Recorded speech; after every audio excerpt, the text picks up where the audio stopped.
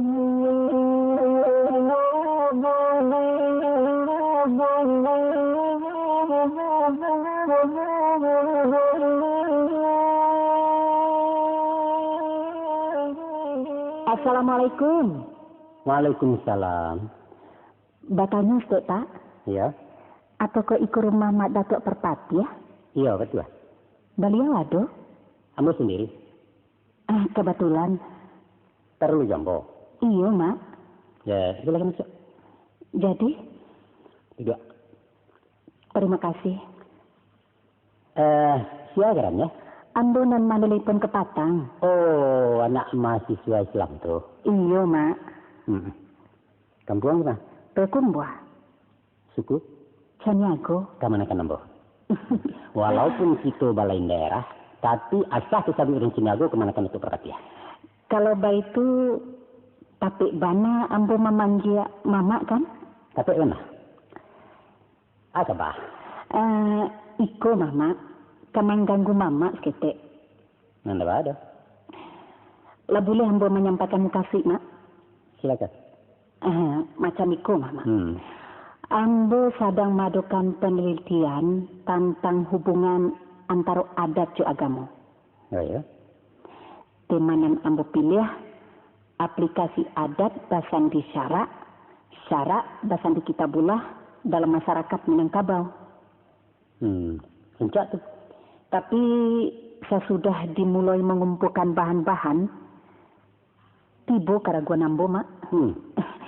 Rasanya kelayakan masalah adat kurang akurat untuk sebuah kajian ilmiah. Oh, begitu. Antara kemudian saya sudah mengikuti kaset-kaset balerong. Timbul balir minat untuk melanjutkannya. Sehingga, ambo mencari Mamak Datuk kemari. Apa yang bisa ambo bantu? Kalau tidak keberatan, ambo yang meminta Mamak menjadi narasumber tentang adat Minangkabau. Narasumber itu apa? Narasumber mukasihnya, orang yang mampu memberikan informasi segala sesuatu yang berkaitan dengan adat. Oh, baik tuh. Mungkin kemanakan salah alamai. Kebetulan amboku bukan pakar adat, apalagi ulama. Maaf, Mak. Saya sudah ambo cari-cari, Mak Datuk lah satu-satunya orang yang ambo arukkan. Jadi, baringan Mamak membantu ambo. Tolong ambo, Mak.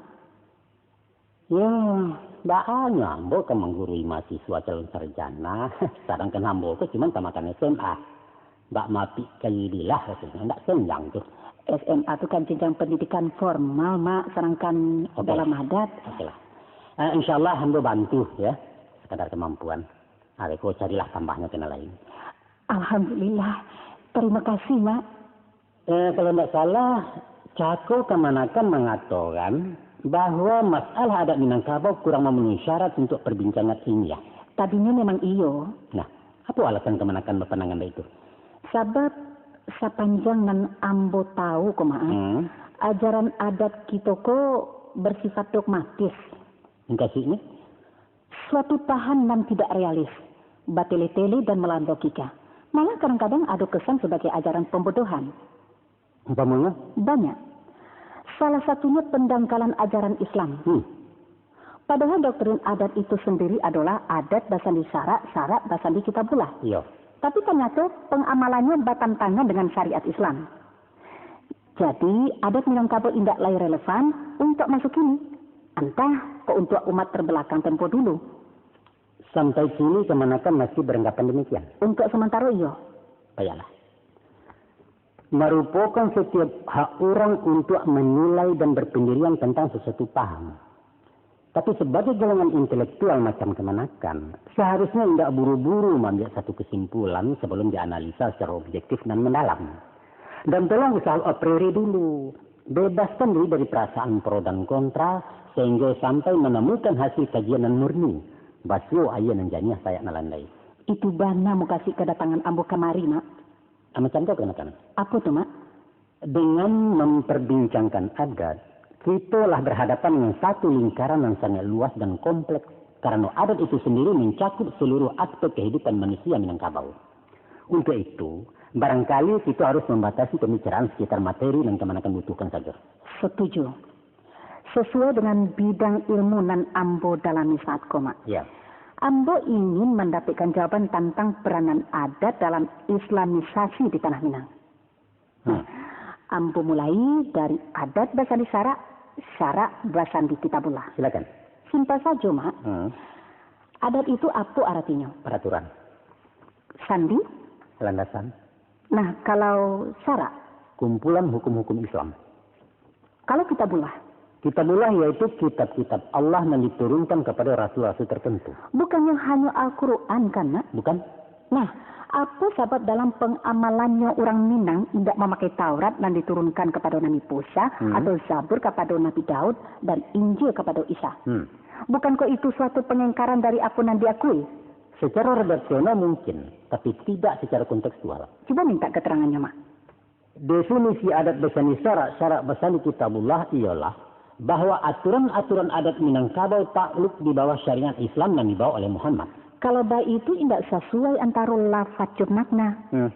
Ajarannya mengatakan Kitabullah, sedangkan pengamalannya cuma Quran. Sebagai mahasiswa Islam, kemanakan pasti tahu bahwa 3 kitab terdahululah disarikan dalam Quran. Maka Kitabullah yang dimungkasi risiko tak lain adalah Quran itu sendiri. Itu menurut awak, tapi secara argumentasi alasan Mama Indah bisa diterima. Oke, Ambo paham. Lupa kemanakan? Apa tuh, Mak?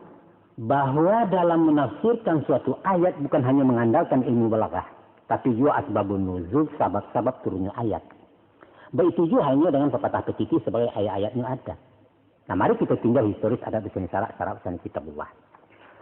Pada awal adat Basandi Sarak Basandi Kitabullah dideklarasikan di Bukit Marapalam tahun 1833 oleh ampek komponen masyarakat Minangkabau, yaitu golongan adat yang diwakili kerabat kerajaan Pagurjuang. Golongan cendekiawan diwakili politisi Padri. Golongan tarik taga oleh para panglima anak buah harimau nan salapan. Dan golongan agama dari si antero Tanah Minang. Nah, dari pihak orang agama indak surang pun hadir nan namanya pastor, pendeta, uskup atau rabi selain hanya ulama-ulama Islam. Sebab waktu itu orang Minangkabau tidak mengenal Kristen dan Yahudi. Paham? Kalau baik itu, mana kok indak dikatakan saja adat Basandi Quran? Kan beres. Itulah hinyo Minangkabau kemanakan. Sastra Minang itu unik dan ruwet sebagaimana juga karakter manusianya. Apa kira-kira kemanakan?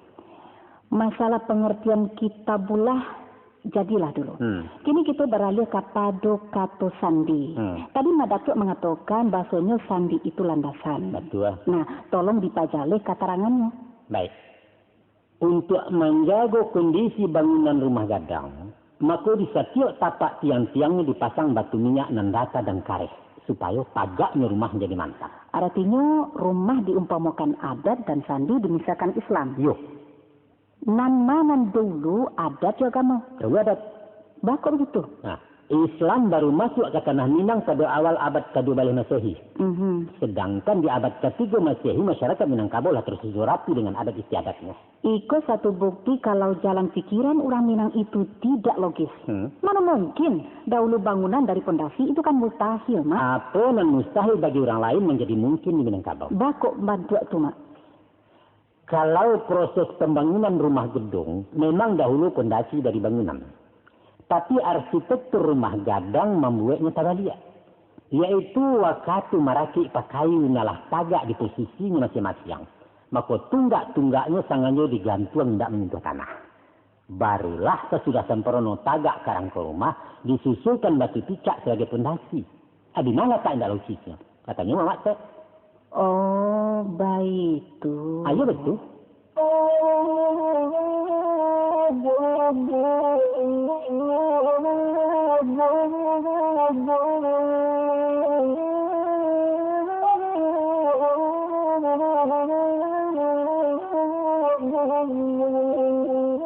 Kita beralih ke masalah lain banyak ada tuh. Masalah apa lah? Kalaulah adat Basandi Sarak Basandi Kitabullah itu diamalkan, maka berjalanlah syariat Islam di tengah-tengah masyarakat Minangkabau. Iya. Tapi ternyata orang awak tidak konsisten berpendirian. Orang Minang alun memeluk Islam secara kaafah. Masih sakarek-sakarek nan mana cocok je salero. Tapi kok rasa kapai demutakan. Coba je contoh. Papatah nan mengatakan. Titi biasa lapuk janji biasa mukiah. Apa itu tidak melawan hukum Islam nan mewajibkan menepati janji? Kok malah orang Minang membiasakan barang nan dilarang? Itu namanya kan engkar. Karena orang fasik. Salah kaprah. Tapi secara taran-tarangan papatah itu melegalkan orang memungkiri janji kan, Mak? Itu bukan pembenaran, ya. Tapi peringatan.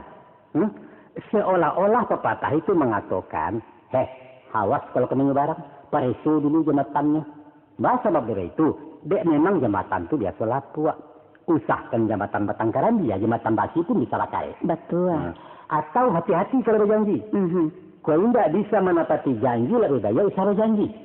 Sebab cenderung bana manusiaku mengukiri janji. Sampai Nabi Adam pun mengukir janji untuk tidak memakan buah hudi. Artinya orang awak tu suku batele-tele, ya, Mak. Tidak efektif dalam berkomunikasi. Katakan sajalah dilarang memungkiri janji. Itu kalimat kasar, kurang sopan. Nah, harusnya. Kalimat itu biasanya dipakai untuk masyarakat dan alun berbudaya. Nah, sama saja dengan kalimat yang berbunyi, dilarang merokok. Kan kasar tu. Anak-anak lah biar rancak dek kemenakan dia bahasa lain nambah bunyi. Terima kasih bagi anda yang tidak merokok. Tapi kenyataannya pepatah janji biasa mukia itu menjadi bumerang untuk orang Minangkabau sendiri kan, Mak? Orang Minangan mah. Orang Minang nan tak tahu jo tata krama Minangkabau. Nan tak memahami sastra Minang bernilai tinggi. Dengan membiasakan berkomunikasi dengan bahasa-bahasa bersayap macam tadi, mendidik orang Minang menjadi arif, tanggap, berbudi luhur dan capek menangkap aspirasi orang lain. Apa ndak ada kalimat nan lebih simple selain titi biasa lapuk jo janji biasa mukia tadi, Mak? Ada. Apa tuh? Ada pula pituah yang sama kasihnya. Yaitu ikara ditabuhi, janji ditepati. Ikara? Nah, ikara itu artinya ikrar, komitmen atau pengakuan. Itu mesti ditabuhi atau tidak dikhianati.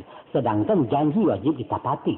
Kurang apa ini Minangkabau? Nah, ada sebagian orang mengatakan kalau papatah nan batu adalah titi binaso lapuk, janji binaso mukia. Orang siswa menyusun pepatah itulah dipikirkan matang-matang. Jaleh sasarannya tinggi, bahasanya dan dalam falsafahnya. Bukan asal jadi. Makanya kalau awak tidak mampu menerjemahkan, ijanlah lafadznya dirubah-rubah. Lafadzan asli yang tadi, biaso, bukan binaso. Titi binaso lapuk, janji binaso mukia itu kalimat orang awam, bukan untuk orang nama pikir. Nyampang kadali kepiah nomor 7, sedangkan kepala awak nomor 8, usah tengkurak ni tarah. Tapi tukar kepiah jenang gadang naknya sesuai di kata lo. Baik itu menyenang. Saya tanda pia. Iya, ambola paham, Mak. Sebenarnya paham begini. Ikut cek lagi ke mama. Aduh. Orang bapak sambahan. Apa orang persembahan? Orang menyembah orang itu kan namanya syirik kan, Mak? Angku datuk parpati disambah orang. Atau ke mamak ko Tuhan. Maka sajak dulu sampai bak kini orang Minangkabau itulah terlanjur syirik. Makanya para tobat masal, Mak, untuk membantu akidah. Alah, ada jo. Inggo itu dulu, Mak. Mengkasih menyembah di sikoko. Bukanlah menuhankan seseorang atau menghambakan diri. Bukan itu. Tapi sekedar kata-kata penghormatan. Seakan-akan merajokan lawan mengecek sehingga beliau disambah. Itu namanya basa-basi. Ya tak? Di akhir surah orang dulu biasa menulis kalimat macam itu. Sembah sujud dari Ananda. Apa itu dianggap mentuhan karanggae? Apapun alasan mama kata-kata menyembah itu salah. Iya, itu salah. Nah, kalaulah tahu salah, untuk apa dipakai juga? Boleh dipakai yang salah asalkan sama-sama paham kasihnya. Suli ambo tarimo, Mak. Ambo rasa hal semacam itu dipakai orang setiap hari, di mana dan kapan saja. Kebenaran itu sifatnya universal, Mak. Yang benar itu benar, yang salah tetap salah. Nah, tidak boleh diagu-agu. Maaf teman-teman. Sabananya ikut pelajaran anak SD. Bukan porsinya mahasiswa. Tapi apa boleh buat, tapaso mama ungkapkan supaya jangan salah persepsi tentang Minangkabau. Kini giliran mama bertanya. Pernah ndak kemanakan mencari orang sembahyang demi saji? Di musajid memang sampai orang sembahyang, Mak. Bukan musajid namanya kalau dipakai orang untuk sembahyang. Iko mama serius atau bagarah? Astagfirullah. Datuk Parvati alun lepikun kemenakan. Tapi ambo alun paham tujuan kata-kata mama tadi. Pernah tak kemenakan mencelek orang menggunting baju? Aja. Orang gila atau orang waras? Iya orang waras. Mama yakin kalau tukang jahit menggunting bahan kain untuk dijadikan baju. Bukan menggunting baju nah sudah. Ya tak? Batua juga, Mak. Bukan batua juga, tapi sabana batua. Nah, adapun kata-kata memasak nasi, membuat tapuang, membuka lapau sadonya kata-kata salah. Tapi tidak sama-sama paham antara nama ngecek dan nama danya, apa yang salah menjadi batua. Umpama tadi orang sembahyang musajid. Nan batua adalah salat. Sebab sembahyang artinya menyembah hiang, artinya dewa. Kau nak salat di musajid, kau nak sembahyang, pakai kelenteng. Lah, paham mungkin ini, Mak. Lah mengerti bana ambo kini tu. Kata-kata 1001 menyatakan jumlah masanya banyak. Yo. Padahal barangkali tidak sampai 10 kan mantap tu, Mak. 1001 masalah nak dipikirkan. Oleh sebab itu, tunggu dulu menilai Minang itu kuno, tidak relevan, bertele-tele dan lain sebagainya sebelum dia pelajari bana bahasa Minang yang syarik dengan misteri dan teka-teki. Sabana malu ambo jadinya, Mak. Ambo tataruang di batu ketek. Dek batu ketek mengkongnya mana ruang. Aku di batu gadang dalam tuang namun. Tapi kalau orang bijak, tidak mungkin kata ruang 2 kali dicari kenan cako. Kok kata ruang 2 di batu lain pula.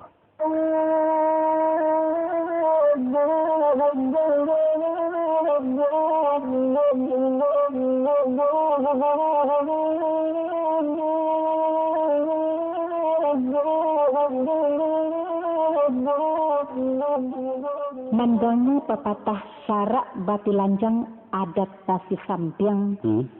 Ada kesan seolah-olah adat itu lebih sopan dari agama.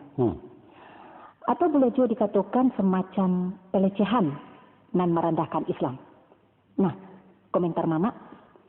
Itu hanya sebagai gambaran perbedaan karakter antara adat dan Islam. Bahwa seluruh pesan syarak itu disampaikan dengan bahasa lugas, tegas, transparan. Tidak ada yang tersembunyi atau ditutup-tutupi.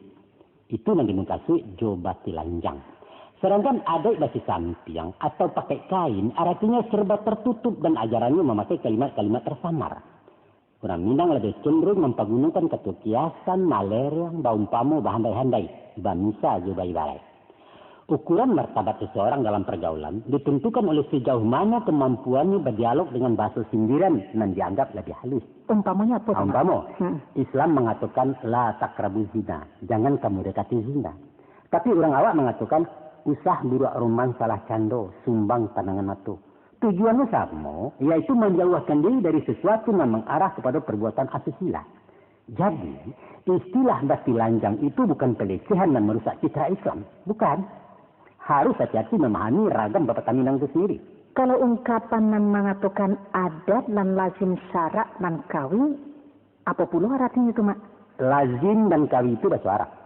Lazim artinya biasa dan kawi maknanya kuat. Mengkasihnya apa? Mengkasihnya niko. Bahwa pesan-pesan itu larut dalam sikap perbuatan yang dilakukan berulang-ulang atau dilazimkan.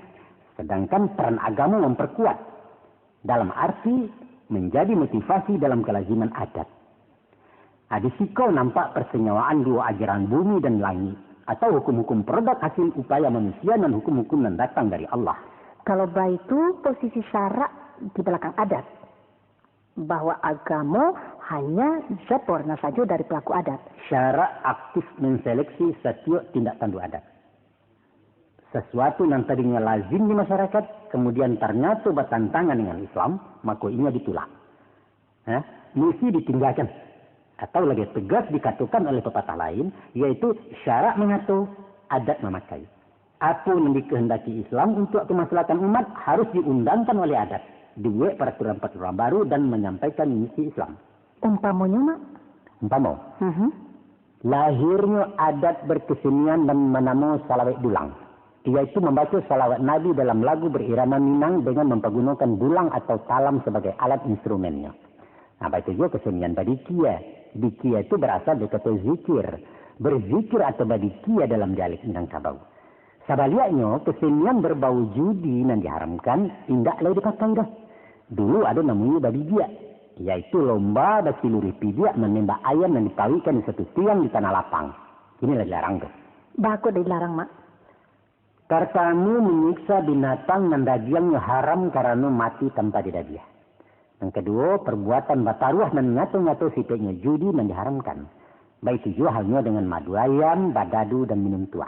Kalau begitu, apa sebab tidak dilarang permainan pacu kudo yang menjadi sarana perjudian?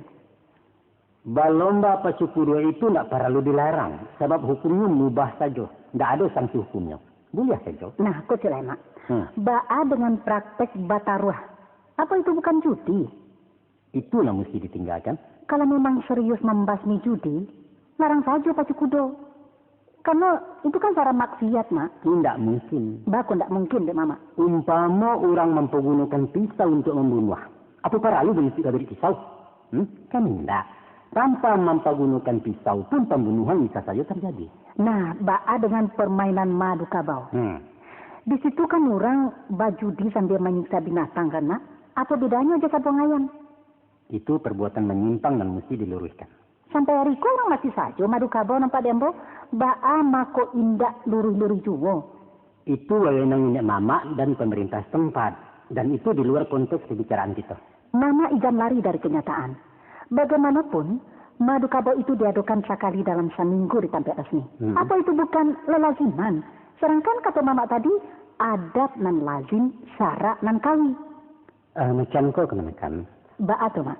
Proses islamisasi di Minangkabau masih berjalan dan tetap akan berjalan. Kalaupun basujo praktek-praktek yang menyimpang dari ajaran Islam, itulah bangkalai yang mesti kita sudahkan. Berjalan tentu tidak selangkah sampai memanjuang tidak sepakuak putih. InsyaAllah doktrin adat bersani syarat-syarat bersani kitabullah atau adat na lazim syarat nangkawi tidak hanya sebagai retorika tanpa makna, tapi diaplikasikan dalam setiap perilaku orang Minangkabau. Tergantung kepada kemauan dan kemampuan kita bersama. Kami tunggu, Mak. Bukan hanya menunggu dan musah bahkan kami. Setiap komponen dalam masyarakat wajib berperan aktif dalam menegakkan amar ma'ruf nahi munkar, termasuk kemenakan-kemenakan mahasiswa sebagai generasi penerus Minangkabau.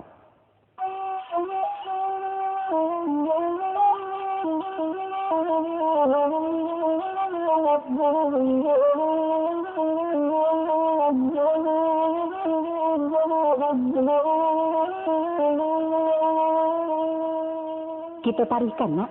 Rancak. Kalau memang orang Minang konsekuen dengan meletakkan Islam di landasan adat, seharusnya pewarisan haratu kepada anak, bukan ke kemanakan, sesuai dengan faraid. Ambo rasa itu bukan hanya sekadar proses, Mak, tapi sebuah kecerobohan pemangku adat dan alim ulama Minangkabau, dan dengan sadar membelakangi hukum Islam dan sudah baku. Bukan itu kan, Mak? Bukan. Apa dalil Mak Datuk mengatakan bukan? Bukan dalih, tapi dalil. Itu realita, Mak. Realita yang salah cara memandang. Keterangannya? Adalah salah besar mengatakan adatlah membelakangi hukum Islam. Faraidlah diberlakukan sejak dulu sesuai dengan jenis harta yang dikategorikan agama. Adapun harta yang diwariskan kepada kemenakan itu adalah harta pusaka tinggi, milik komunal, milik orang banyak. Sedangkan harta pribadi diwariskan kepada anak dengan ketentuan 2/3 untuk anak laki-laki dan 1/3 untuk anak padusi. Apa leh? Penalaran menyimpulkan bahwa pada awalnya nan mandaruku atau membuka ladang ulayat adalah orang laki-laki. Taruhlah. Milik pribadi kan, Mak? Iya. Nah, mangko disimpangkan pewarisannya. Itu terjadinya di zaman antah barantah sebelum Islam masuk ke Minangkabau. Ba'a dengan taruko sesudah Islam. Itu konsensus yang sifatnya hibah kepada kemenakan. Dengan ketentuan harus diwariskan ke bawah menurut jalur keibuan. Itu nan salah. Apa hibah tidak boleh dalam Islam? Tidak boleh kalau dipasukan. Siapa mau masuk? Adat dan mau masuk. Tidak ada keterpaksaan. Dan ada hanyalah kepatuhan kepada hukum adat yang disepakati. Dan pemberian itu ikhlas. Mama berani memastikan niat nenek moyang itu ikhlas? Sedangkan Mak Datuk Patpatia indah idik di zaman itu kan? Ada indikasi dan isyarat yang bisa dijadikan bukti. Apa tuh? Tidak pernah anak memprotes kebijakan bapaknya. Sekadangnya berjalan lancar, wajar, dan langgang. Artinya orang Minangkabau lah sekongko dengan sebuah kezaliman. Dina letaknya adat pasal di syarat bahasa di kitabullah tu, Mak. Usul fikih mengatakan ar-rida syadul ahkam. Rida itu raja hukum. Ambo indak melihat kepastian antara rela dan rapaso. Serba indak jaleh. Dan itu namanya subhat. Sedangkan harta subhat dikategorikan haram. Lantas kalau haram dikenakan harta pusaka tinggi itu, apa perlu dibagi-bagikan ke orang transmigrasi? Terserah. Daripada memakan barang haram. Untuk kemanakan ketahui, dari generasi ke generasi keberadaan harta pusaka tinggi itulah dikaji ulang oleh para ulama Minangkabau.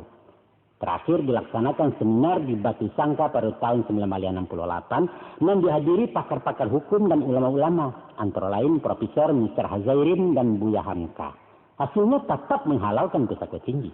Artinya beliau-beliau itu berani menghalalkan sesuatu non subhat. Bukan harta subhat, tapi harta musabalah. Apa itu musabalah? Musabalah artinya harta sabil, yaitu kepemilikan secara kolektif semacam harta kaum di Minangkabau. Tapi apakah seluruh ulama Minangkabau lah sepakat menghukumkan status harta pusaka tinggi dengan musabalah? Memang dulu pernah terjadi polemik hukum antara dua kubu dan membela pendirian subhat dan musabalah. Akhirnya, Akhirnya ya seperti yang kita dapati sini kok, hukumnya tetap dihalalkan. Bisa tidak Mama menggambarkan proses perdebatan tuh? Aku cerita ringkasnya. Lah, tidak ada, Mak. Guru besar di Masjidil Haram kelahiran Minangkabau bernama Syekh Ahmad Khatib menghukumkan subhat. Sehingga sewaktu melatihkan kerinduan ke tanah leluhur, beliau caliak saja ranah Minang dari jendela kata di Teluk Baida. Beliau tidak turun sebab haram memijakkan bumi Minangkabau dan menurut beliau tanah subhat. Itu istiqomahnya ulama Gadang itu berpendirian.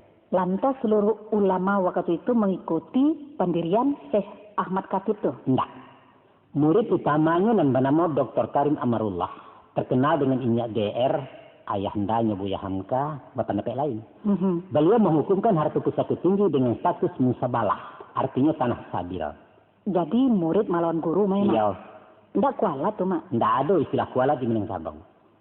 Buliah melawan guru di pituah melawan mamak di kebenaran. Artinya menyanggah dengan argumentasi. Buliah. Kalau begitu, ambo buliah melawan Datuk Perpati? Dari tadi lah melawan panjang. Kalau di Jawa kalian kok lama kita balah dek kualat kok. Syukurlah ambo dilahirkan di Minangkabau, Mak. Itu dalilnya, Der. Apa tuh, Mak? Ada sebidang tanah di Madinah yang berasal dari pampasan perang Mulia Umar bin Khattab. Sahabat Nabi itu menghibahkannya ke masyarakat negari Khaybar untuk dimiliki secara kolektif. Sampai kini keberadaan tanah itu masih utuh sesuai dengan wasiat dan punya dahulunya. Itulah yang disebut dengan harta musabalah. Dan kianlah dikiaskan harta pusaka tinggi di Minangkabau. Tentu balang pendapat ulama di Minangkabau, Mak? Tidak. Perdebatan panjang itu dimenangkan oleh Inya DR, kemudian pendapat beliau disokong hampir seluruh ulama Minangkabau sampai kini. Kalau ambo, iya sependapat Syekh Ahmad Khatib tuh, Mak. Boleh saja. Tapi ijma ulama adalah satu di antara ampek sandaran hukum di samping Quran, hadis dan qiyas. Kamu kan pasti tahu itu. Islam melarang umatnya taklid. Ya. Dan agama bukan milik alim ulama. Tapi hadis takkan pernah turun lagi untuk mematahkan putusan ulama Minangkabau. Kecuali ada ijma baru.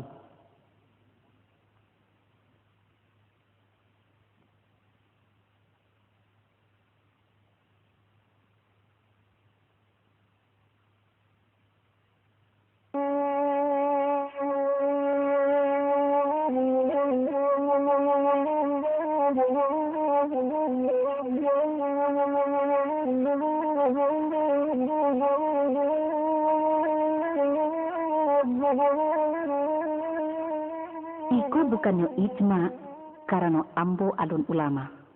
Ambo melihat masalahnya adun selesai, Mak. Dan ambo punya ide mencarikan solusinya. Oh, hebat kemenakan. Terserah Mama mengatakannya hebat atau bukan.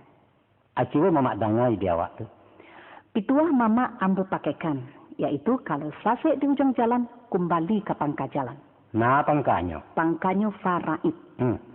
Pemuka-pemuka Minangkabau harus membuat kesepakatan baru untuk mengalihkan pewarisan harta pusaka tinggi dari kemanakan kepada anak. Kekilafan selama nangko dianggap ya pemutihan lah. Untung-untung dosa kolektif ko diampuni dek Tuhan. Apa itu mungkin? Tidak akan mungkin, Mak. Non diminta kemauan dan keberanian memurnikan hukum. Kalau tidak, Iyo bondo-bondo lah orang Minangkabau masuk neraka. Rancak. Dah kau rancak kecil mama. Suatu terobosan baru yang mesti dipertimbangkan. Kini kau zaman reformasi, mak. Iya. Sadonyo harus dikembalikan ke posisi nan adil dan bertanggung jawab.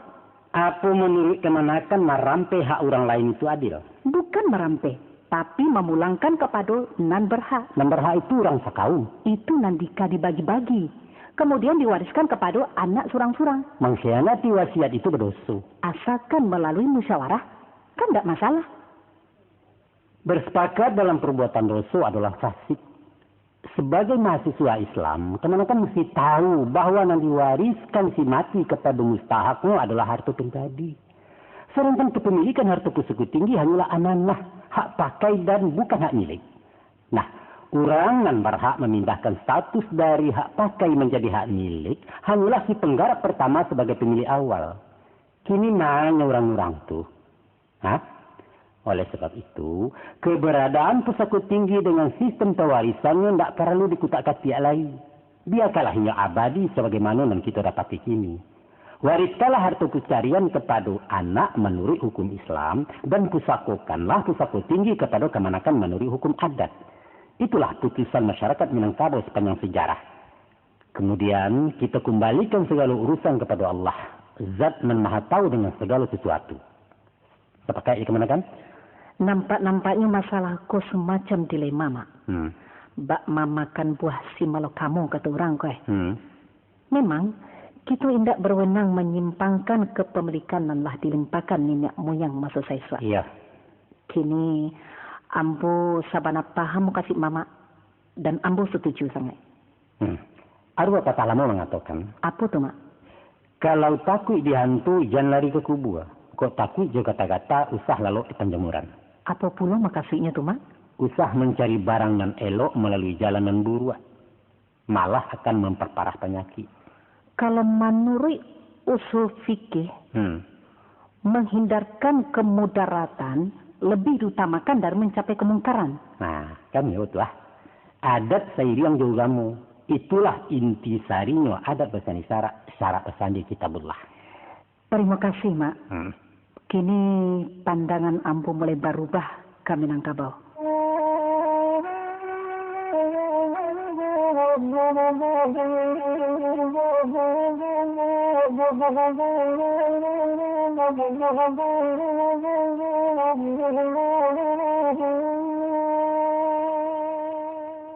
Mak Datua. Iya. Ambo kabar curito cie. Lain nama Mak mendangannya. Cerita apa? Curito membuat malu, tapi menggalak. Hebat tuh.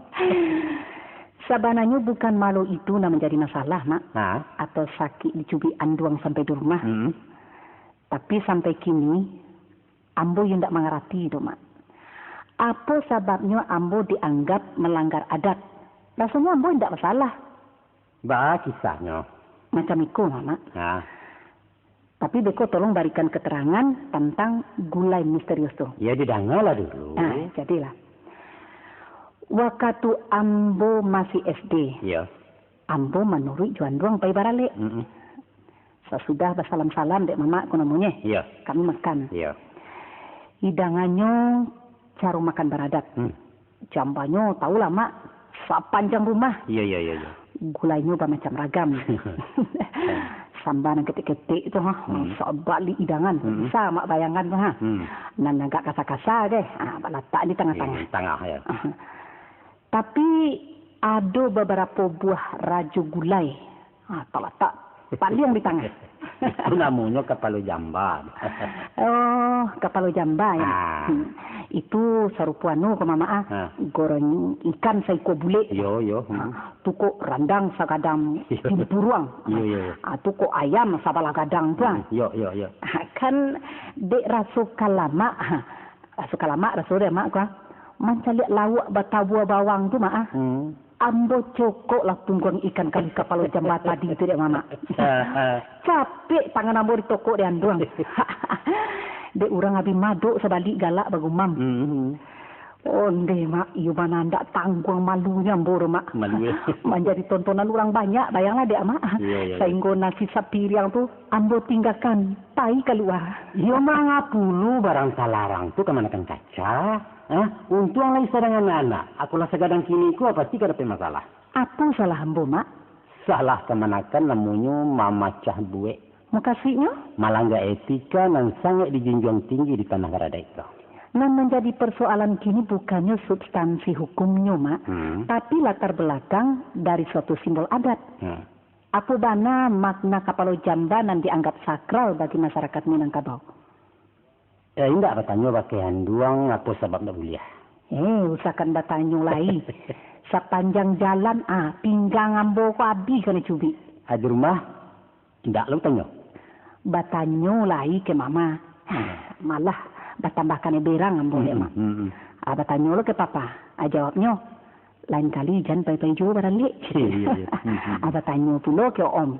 Katanya indak boleh di sintu kapal jam batu. Cilaku awak.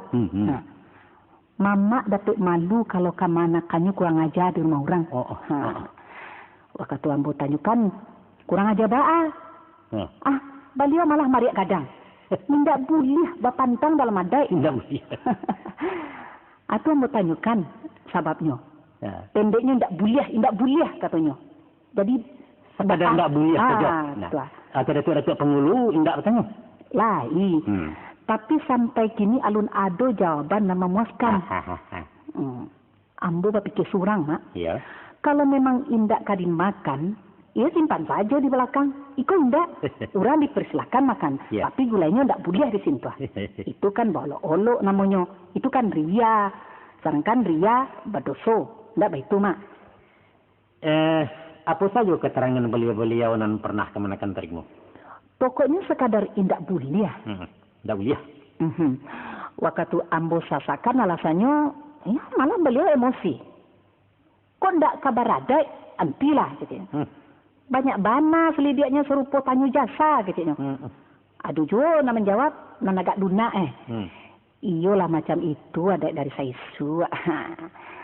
Amalkan sajalah kalau ndak kesalamai awak. Barangkali Nusko, cara kemanakan batanyo tu kurang sopan gaknya ndak? Kurang sopan tak aju le mak. Ambo rasa kalau tiok tanyo disikapi dengan enteng apalagi sinis, ya kami anak-anak muda kan akan antipati jadi Minangkabau. Jawaban yang kami butuhkan bukannya jawaban yang dogmatis mak, tapi argumen yang logis, yang wajar dan masuk akal. Kalau ambo katakan samba gadang tu sebagai cadangan, masuk akal enggak kira-kira? Cadangan tidak mesti dipatotonkan kan? Tanamo stok barang letaknya di gudang, bukan di etalase toko. Nak tahu juga maknanya? Tadi mama kan berjanji untuk memberikan jawaban. Baiklah.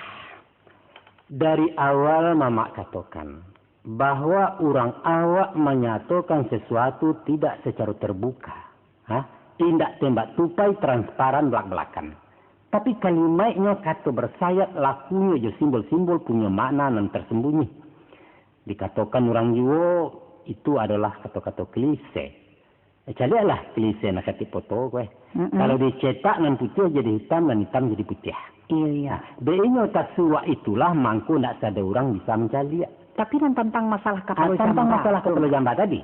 Kalau dibaca nanti sure atau nan dicari wujudnya saja, memang akan timbul kesan sebagai memparago, membangga atau ria. Tapi pasti tidak itu mengkasihnya diperbuat dah. Karena Minangkabau menjunjung tinggi nilai-nilai moral. Sebenarnya ada 2-3 pesan yang ingin disampaikan dari lambang kepala jamba tadi. Apa sih pesan itu, Mak? Yang pertama, sesudah beberapa hari berlalu, datanglah saatnya mencancang samba gadang. Dihidangkan untuk dimakan, bukan lagi untuk dicalik-calik.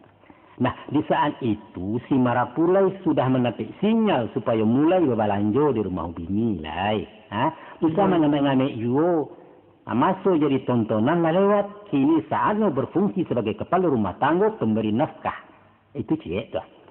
Kalau hanya untuk menginformasikan itu, ya minta saja lah cari-cari. Kan tak parah lu main sindi-sindi segala macam gitu. Sitan, ma biti belanja itu. Kasa ya mak. Bukan sekadar kasat ya. Tadi bisa-bisa ndak pulang minantu bisa pergi. Sedangkan minantu baru tuh jadi pamenannya, Mak. Tapi ada uniknya pula. Tuh, Mak. Dia giah pitih belanja deh minantu gue. Sini tua kok pura-pura basuh. Pulau deh gindo gue. Macam-macam sih.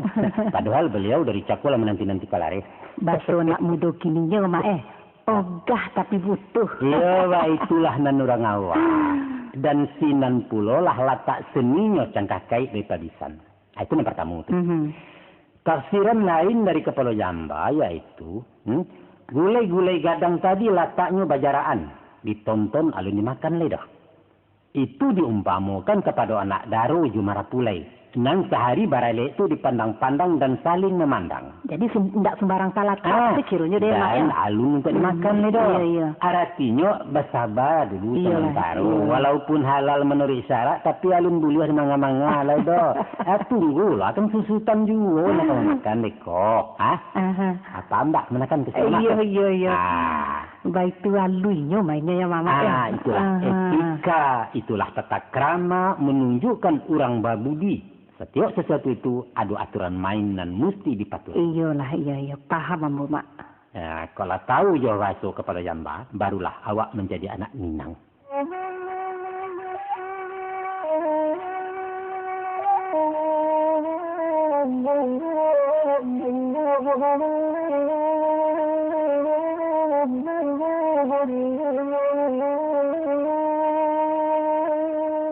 Oh, Mak Tua.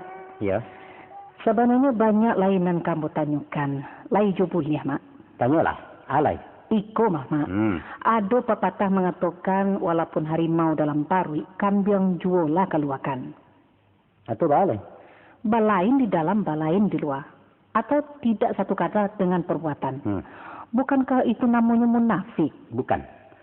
Dan dimungkasi je pepatah tadi ialah bagaimanapun manggal lagaknya rasa dendam kepada seseorang, usah membayang di perumahan.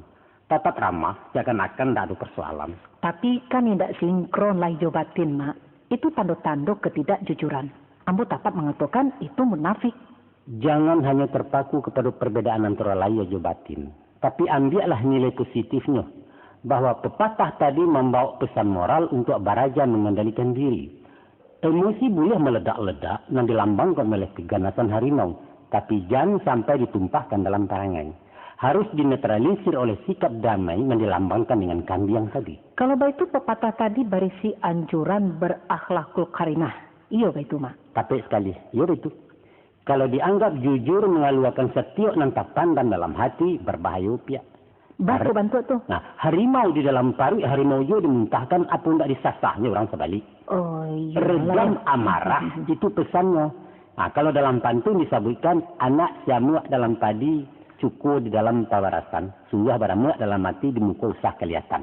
Rumit juga memahami pepatah waktu ke Mama. Bingung, Ambo. Usah bingung-bingung. Tapi barajalah arih menangkuk ujung kato.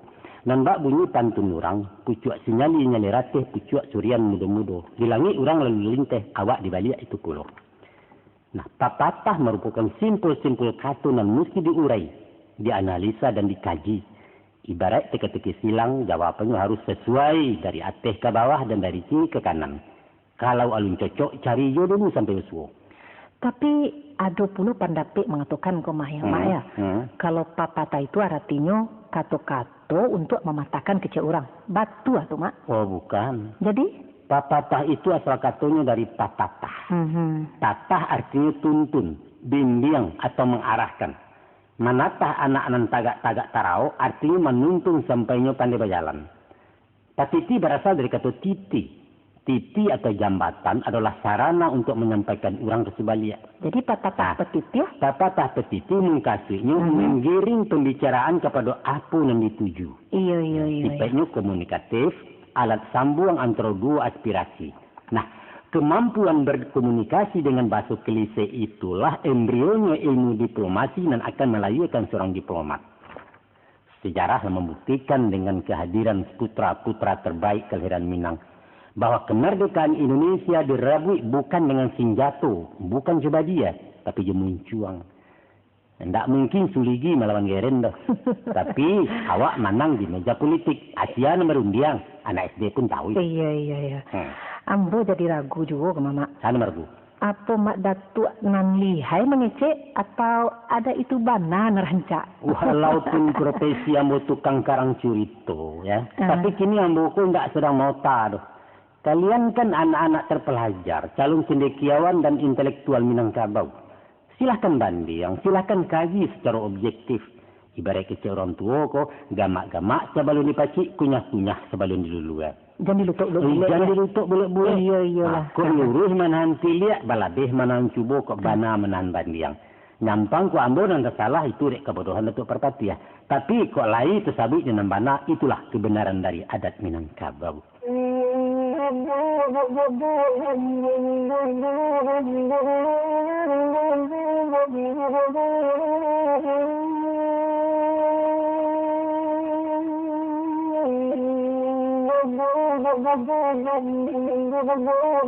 Dunia peradaban di barat maupun di timur dari Saisuk sampai kini memakai sistem kekerabatan patrilineal. Iya.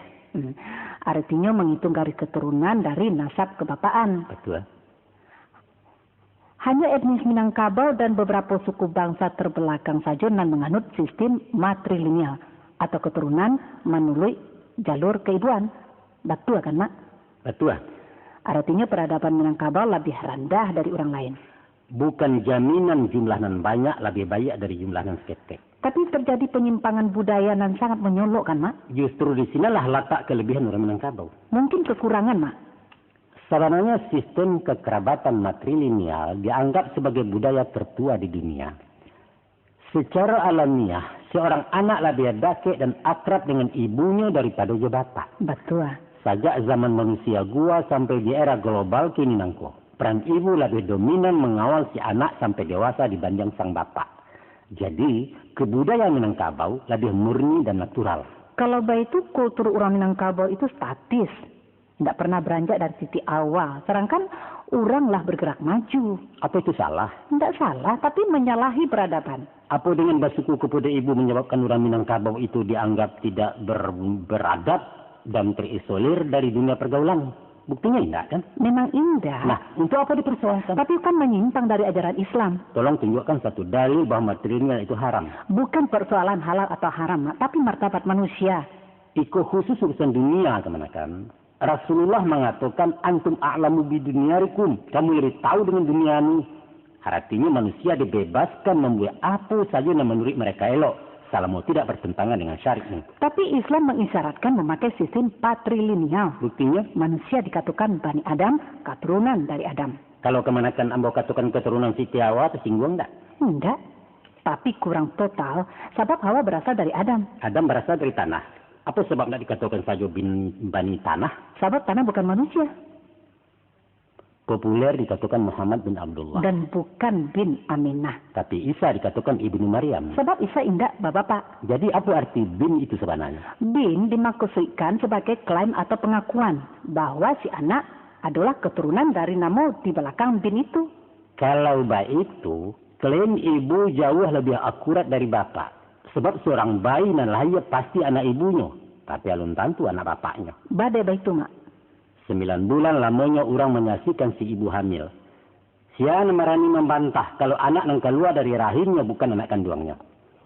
Sedangkan si suami terpaksa membuat pengakuan sebab alun tentu bayi yang dilahirkan istrinya adalah anaknya secara biologis. Mungkin saja hasil perselingkuhan dengan laki-laki lain, ya kan? Ibu tidak berhak menjadi wali. Wali apa? Wali kelas atau wali negari? Mau kasih ambo wali dalam Islam. Adat tidak pernah membantah soal perwalian. Buktinya dalam banyak hal Mamak bertindak sebagai wali dari kemanakannya. Terbatas pada soal-soal duniawi, bukan dalam nikah kawin. Ketahuilah kemanakan. Apa tuh, Mak? Merujuk kepada kedudukan perempuan dalam Islam adalah sangat-sangat terpuji kalau orang Minangkabau menganut matrilineal sebagai wujud penghormatan kepada ibu. Banyak hadis yang memperkuat itu. Antara lain, syurga di bawah telapak kaki ibu, bukan bawah telapak kaki ayah. Pernah seorang sahabat bertanya ke Nabi, "Ya Rasulullah, selain dari Allah dan Rasul, siapakah lagi yang pantas kamu muliakan ya Rasulullah?" Spontan Nabi menjawab, "Ummuka, ibumu. Lantas orang itu bertanya sekali lagi. Dijawab juga beliau dengan ummuka sampai 3 kali. Barulah di pertanyaan keempat Rasulullah menjawab dengan abuka, bapakmu. Artinya apa? Ibu dan bapak berbanding 3 lawan 1. Apa tidak pantas kalau kita berbangsa kepada ibu? Iya, kalau dalam masalah itu memang. Iko argumen ambo secara matematika. Lah, kalaulah diumpamakan hubungan suami istri itu sebagai perkongsian tani, maka hak istri jauh lebih gadang dari suami. Nah, coba hitung. Bibit banyak sama banyak. Paham kan kemanakan ke Ambo? Paham. Nah, sudah itu sawah punya si istri, yaitu rahim. Dan menggarap sampai panen juga istri. Artinya si jabang bayi digadangkan dalam kandungan sampai dilahirkan. Betul. Nah, dalam berbagi hasil, pastilah padi si istri 3 kali padi si suami. Itu baru adil. Tapi nama masuk pupuk dari luar kan pihak suami kan, Mak? Betul. Asal jangan lupa bahwa tidak ada ibu hamil dan keguguran karena tidak dapat nafkah dari suaminya. Bagus. Memang iya. Batu, Mak. Heran. Seharusnya kemanakan sebagai wanita Minang tersanjung dengan sistem matrilineal. Carilah penderitaan padusi sepanjang sejarah. Ya, memilukan dan memalukan. Semenjak zaman jahiliyah sampai ke zaman TKW, nasibnya alun berubah. Aduh yo cie yu dua induk nama kuasa. Tapi bukan kaumnya yang diperjuangkan, malah parik suaminya yang diperbunci. Nasib amai-amai dan. Tapi di Minangkabau kemenakan, tidak perlu demonstrasi menuntut persamaan hak. Tidak perlu memperjuangkan emansipasi atau gender segala macam. Sadonya lah kami berikan, kalau diminta. Berbahagialah kalian dilahirkan di Minangkabau tanah beradat.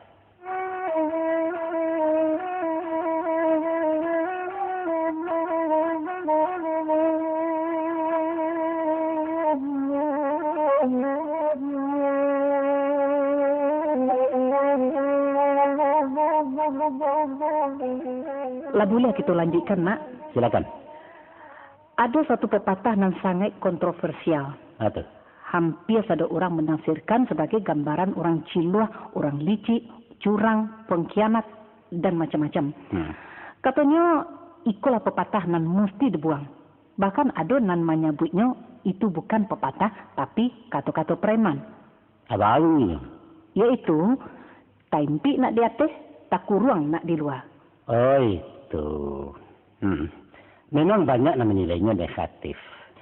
Nan parahnya, ada nama mandangnya pepatah itu lukisan dari watak orang awak dan memang serupa itu. Galia. Baan sebenarnya, Mak.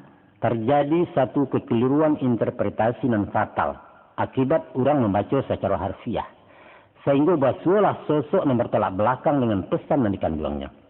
Sayang sekali. Itulah akibatnya kalau hanya membaca nan tasure, melihat nan nampak, meresek nan terasa. Kata Mama tadi, tidak boleh melihat nan nampak. Bukan tidak boleh ya, tapi tunggu diyakini sebagai sesuatu nan ado. Tak salah tu, Mak. Tidak. Agak sulit ambo menangkuknya, Mak. Betul. Sebab siapapun tahu, kalau nan dicalek itu adalah rupa, nan didanga adalah bunyi, dan nan diawai adalah rasa.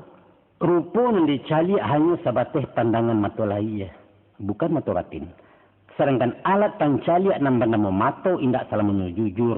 Acuk benutuh. Orang rabun barangkali itu, Mak. Bukan. Malah pandangan orang buta lebih tarang dari pandangan orang nyalang.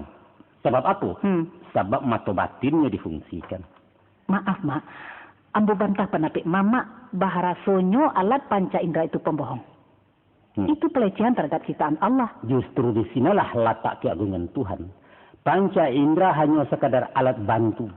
Sedangkan hasil rasa dari panca indera dikirim ke otak untuk dipereso dan diolah. Kemudian diturunkan balik ke hati untuk dipahami. Itulah yang dinamakan rasa dibawa naik, pareso dibawa turun. Ambo yang ingin bukti, Mak.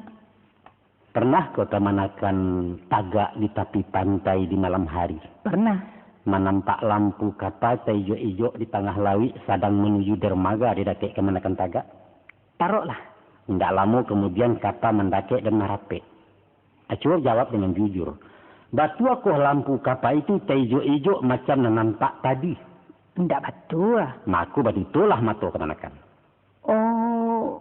Nah tagaklah di antara dua rel dan membentang jauh. Kemudian layukkan pandang ke arah nun jauh di sana. Sayuk-sayuk mata memandang. Maka nampaklah di ujung kedua rel basobok di satu titik dan menyatu menjadi satu. Tapi cuba jalani kemanakan. Sampai pun ke stasiun di sampai akhir penantian. Ujung rel indak menyatu dan takkan pernah bersatu selama ada lokomotif. Satu bukti kebohongan matu penengah lagi ya. Bunyi tontong di tengah malam lebih lantang dari di siang hari. Padahal volumenya tetap tidak berubah. Talingo acok bakicuah, nalai acok tak jujur. Itulah sebabnya keluar rangkaian kata dek golongan kaum sufi. Katanya macam itu. Sesungguhnya yang ada ini tidak ada. Yang ada hanya sesuatu yang tiada. Waduh. Iyalah sabana Jawa tu mama. Iyo tak terjangkau di utak ambo tu doh. Kita balik saja lah ke pakai kaji ko mama. Makna papatahanan tadi itu Iya. Sengaja memang mama sontangkan dari ujungnya nak jaleh benar rek pangkalnya. Tolong terjemahan dari tempi nak di atas tak kurang nak di luar tu mak. Jadi sebenarnya ungkapan itu bersifat merangsang spirit dalam memacu semangat merubah kondisi dari keterpurukan. Taimpi dalam konteks iko adalah gambaran situasi gawat darurat dan kalau tanpa upaya jauh usaha akan menjadikan keadaan lebih parah. Itu arti taimpi. Kemudian diikuti oleh sepakatan nak. Nah, anu kasihnya itu. Kasihnya adalah kemauan, pede dan punya nyali untuk merubah keadaan. Sedangkan arti dia teh ialah posisi aman dan menguntungkan. Jadi kesimpulannya roh dari pepatah tadi tidak lain untuk membangkitkan energi batin dalam merubah nasib. Diiringi dengan gerak usaha, kemudian berserah diri tawakal tu Allah. Kalau tak kurang nak di luar mak, sama saja. Tapi apa itu mungkin? Di mana tak mungkinnya? Bisa saja seorang tersangka yang seharusnya ditahan di lembaga pemasyarakatan dikarenakan tanah rumah. Statusnya tetap tahanan, namun ditahan di rumah sendiri jauh lebih lama dari di penjara. Ini tak kurang, tapi di luar. Nah, upaya mencapai keringanan itulah dan menjadi sasaran pepatah yang dikatakan kontroversial tadi. Lai rancak mukasinya tu mak ya? Iya rancak. Bukan menganjurkan dan buru. Bukan dialah orang sengsara wasakan awak salamai. Nak kalanya olah nan di bawah nan pokok awak dia teh hendak peduli dan tempi. Bukan itu. Salamaikan diri, lantihkan angan, jalankan maka. Ba'a cara usahakan tanpa merugikan orang lain. Awak mendapat, orang tidak kehilangan. Itulah prinsip ajaran moral Minangkabau. Kalau baitulah terjadi penyelewengan arti nan batulak belakang, mak ya. Iya. Nah, nambo tahu salamoko pepatah tadi seakan-akan pembenaran dari karakter orang awak nan curang, egois dan nak menang surang. Mungkin saja banyak orang awak berperilaku buruk macam tadi, tapi itu bukanlah karakter Minang secara kelompok. Dimanapun nan buruk pasti ada di antara nan elok, karena Tuhan menciptakan segala dua. Nan perlu hati-hati menerjemahkan pepatah, usah merusak barang elok karena ketidaktahuan awak.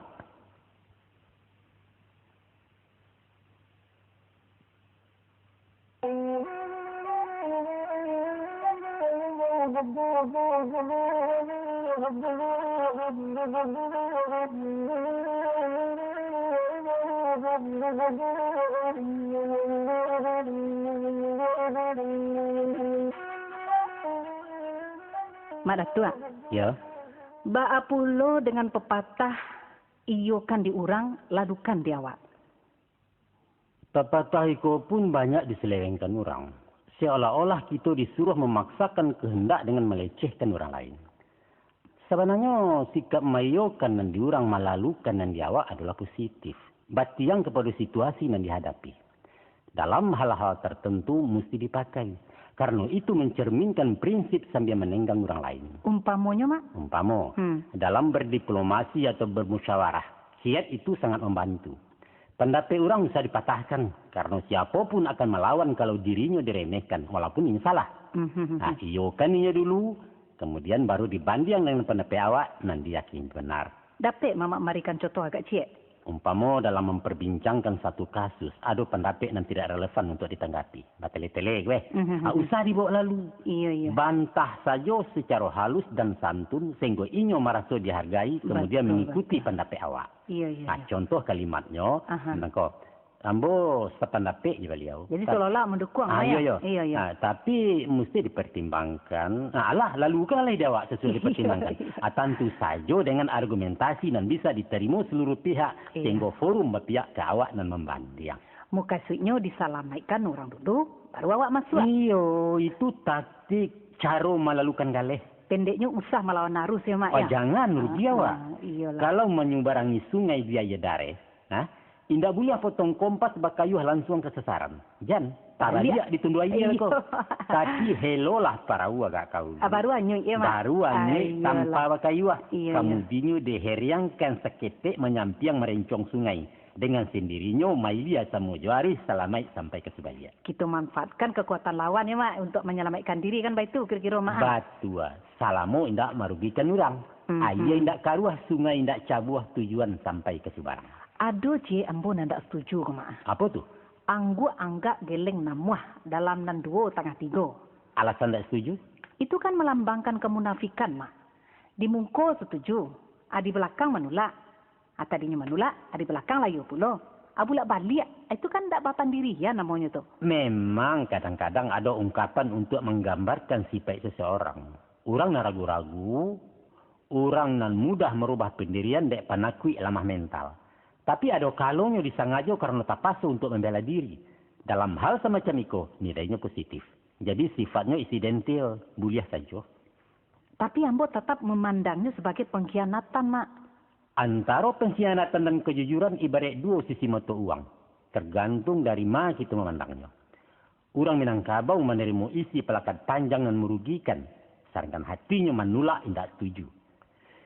Itu tak paso dilakukan di bawah tekanan politik kolonial.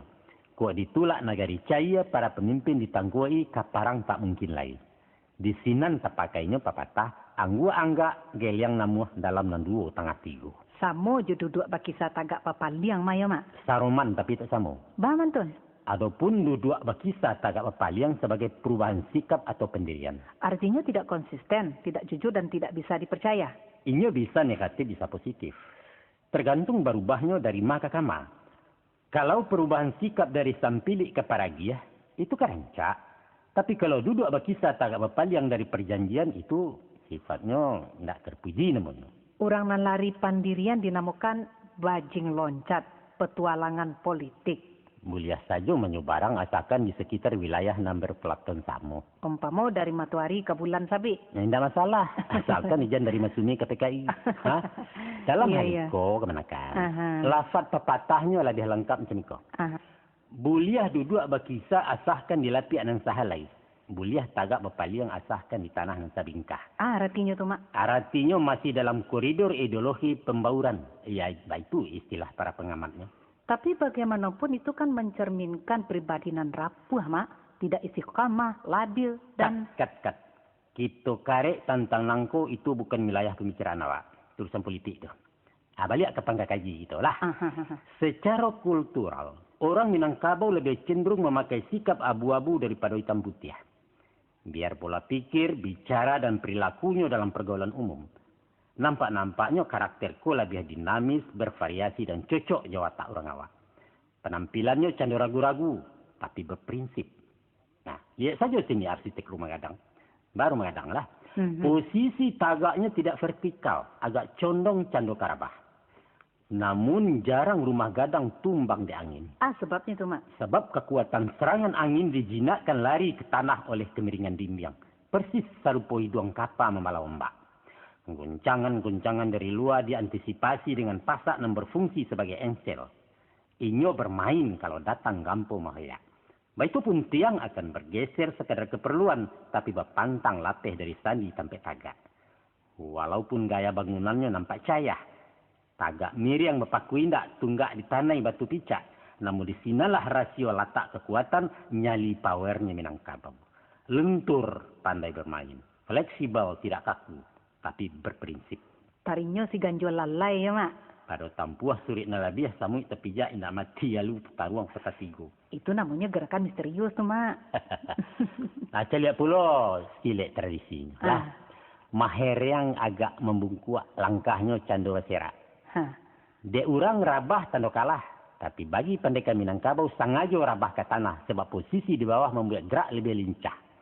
Kok kucing lah rabah menilantang, musuhnya indak barani dake. Maka tumbuhlah dalam pepatah, biarlah roda berputar, asalkan sumbu tetap di tengah. Penuh kepura-puraan. Susah ditebak dan licik ya, Mak ya? Bukan licik, tapi lihai. Cadia. Silahkan bagi saya duduk.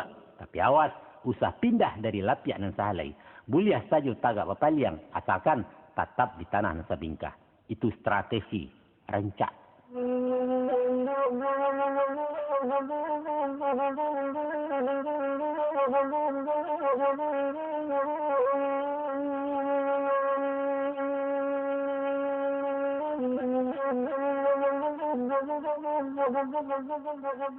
Adulah ya aturan adat dan melawan syarak kok, Mama. Apa tuh? Masalah kawin sesuku. Oh itu. Ba'a menurut Mama. Hitarilah dulu. Adatlah membuat hukum dalam hukum. Hukum apa yang dibuat adat? Hukum perkawinan. Nyata-nyata Islam menghalalkan kawin sesuku, tapi adat mengharamkan. Adat tidak pernah mengharamkan kawin sesuku. Tapi melarangnya kan, Mak? Iya. Nah, apa beda mengharamkan cuma larang? Balain. Bah, kok balain deh, Mama? Kawin sesuku hukumnya halal. Tapi orang Minangkabau tidak mengarajokan. Itu namanya engkar. Bukan. Tidak mengarajokan sesuatu yang dibolehkan bukan melanggar. Tidak membolehkan sesuatu yang dibolehkan adalah pelanggaran. Dikatakan pelanggaran kalau tidak mengarajokan suruah. Kawin sesuku bukan perintah dan diwajibkan. Tapi sekedar jais. Dikarajokan tidak apa-apa. Halo ditinggalkan tidak berdosa. Dan pasti menolak sesuatu dan halal adalah melawan hukum. Itu logika, Mak. Coba Mama bertanya cek. Kalau dokter melarang pasiennya makan garam, berdosa enggak? Tentu saja tidak. Badai enggak? Garam itu kan halal. Karena mendatangkan mudarat bagi penderita darah tinggi. Nah, baik tujuh kawin sesuku, ya. Dilarang karena merugikan masyarakat. Kerugian apa? Kalau si penderita darah tinggi makan garam naik tensinya merusak kesehatan, kalau dibebaskan kawin sesuku terjadi kekacauan, merusak kerukunan. Sama kan? Tadi Mama katakan kawin sesuku halal. Jangankan sesuku, berunsana induk saja boleh dikawini menurut syarat. Kini orang mengarujukan nan halal. Untuk apa dihalang-halangi, Mak? Menurut Al-Quran, ada ampe barang yang diharamkan. Yaitu babi, bangkai, darah, dan binatang yang didabih tanpa bismillah. Kini kemanakan yang bersurah makan cacing, makan kapuyu atau cacak. Namun enggak? Enggak. Badai enggak? Jajo. Badai jajo. Enggak biasa. Nah itu dia. Memakan dan tidak lazim dimakan orang walaupun halal adalah pekerjaan tercela. Tapi, Mak. Coba ini ranuang ke mana dulu? Baik kau dijawab. Biarlah tercela bagi manusia, Mak. Asalkan tidak bagi Tuhan. Oh, nak makan cacak yo? Ya silahkan. Hah? Tapi gungguang jauh-jauh ke dalam rimbo. Jangan nampak di mata kami sebab kami bisa muntah memandangnya. Bukan sekadar halal saja yang dimakan, ya. Tapi halal yang taibah. Halal lagi baik. Kawin sesuku itu tidak baik dilakukan. Allah sendiri membenci sumpah dan talak walaupun halal dikerajokan. Tidak baik itu, kan? Tapi nan mengatakan kawin sesuku itu tidak baik. Kan orang awak Jawa. Iyo, adat itu diperbuat untuk orang awak, bukan untuk orang Jawa. Jadi menurut Mak Datuk, larangan kawin sesuku itu tidak bertentangan dengan Islam. Bukan menurut Datuk Parpatiah, tapi logika hukum mengatakan begitu. Apa sanksinya kalau dilanggar? Sanksi moral. Dikucilkan dalam pergaulan. Dan indak saja pribadi dan menderita, keluarga besar pun mendapat aib ulah dek laku para ngayawa. Barek tuh, Mak. Kalau negara punya penjara untuk menghukum, agama punya neraka. Tapi siksaan bagi si pelanggar hukum adat adalah setiap mata yang memandang, setiap orang yang bersuara. Ambo paham kini. Hukum adat indak melawan syarak, cuma inyo berjalan di jalur mubah antara wajib dengan haram. Kira-kira itu kan, Mak? Bana. Iyo itu. Nan bertentangan le jaleh kemanakan. Suruh jo tagah. Hitam jo putih, iyo jo indak. Tapi iyo jo antah bukan bertentangan, hanya sekedar balain indak sama. Tansano ada ayat yang memerintahkan, hai orang-orang yang beriman, diwajibkan atas kamu mengawini saudara-saudara sepersekuan kamu. Lantas adat melarang kawin sesuku. Itu baru dikatakan adat menentang syarak. Paham?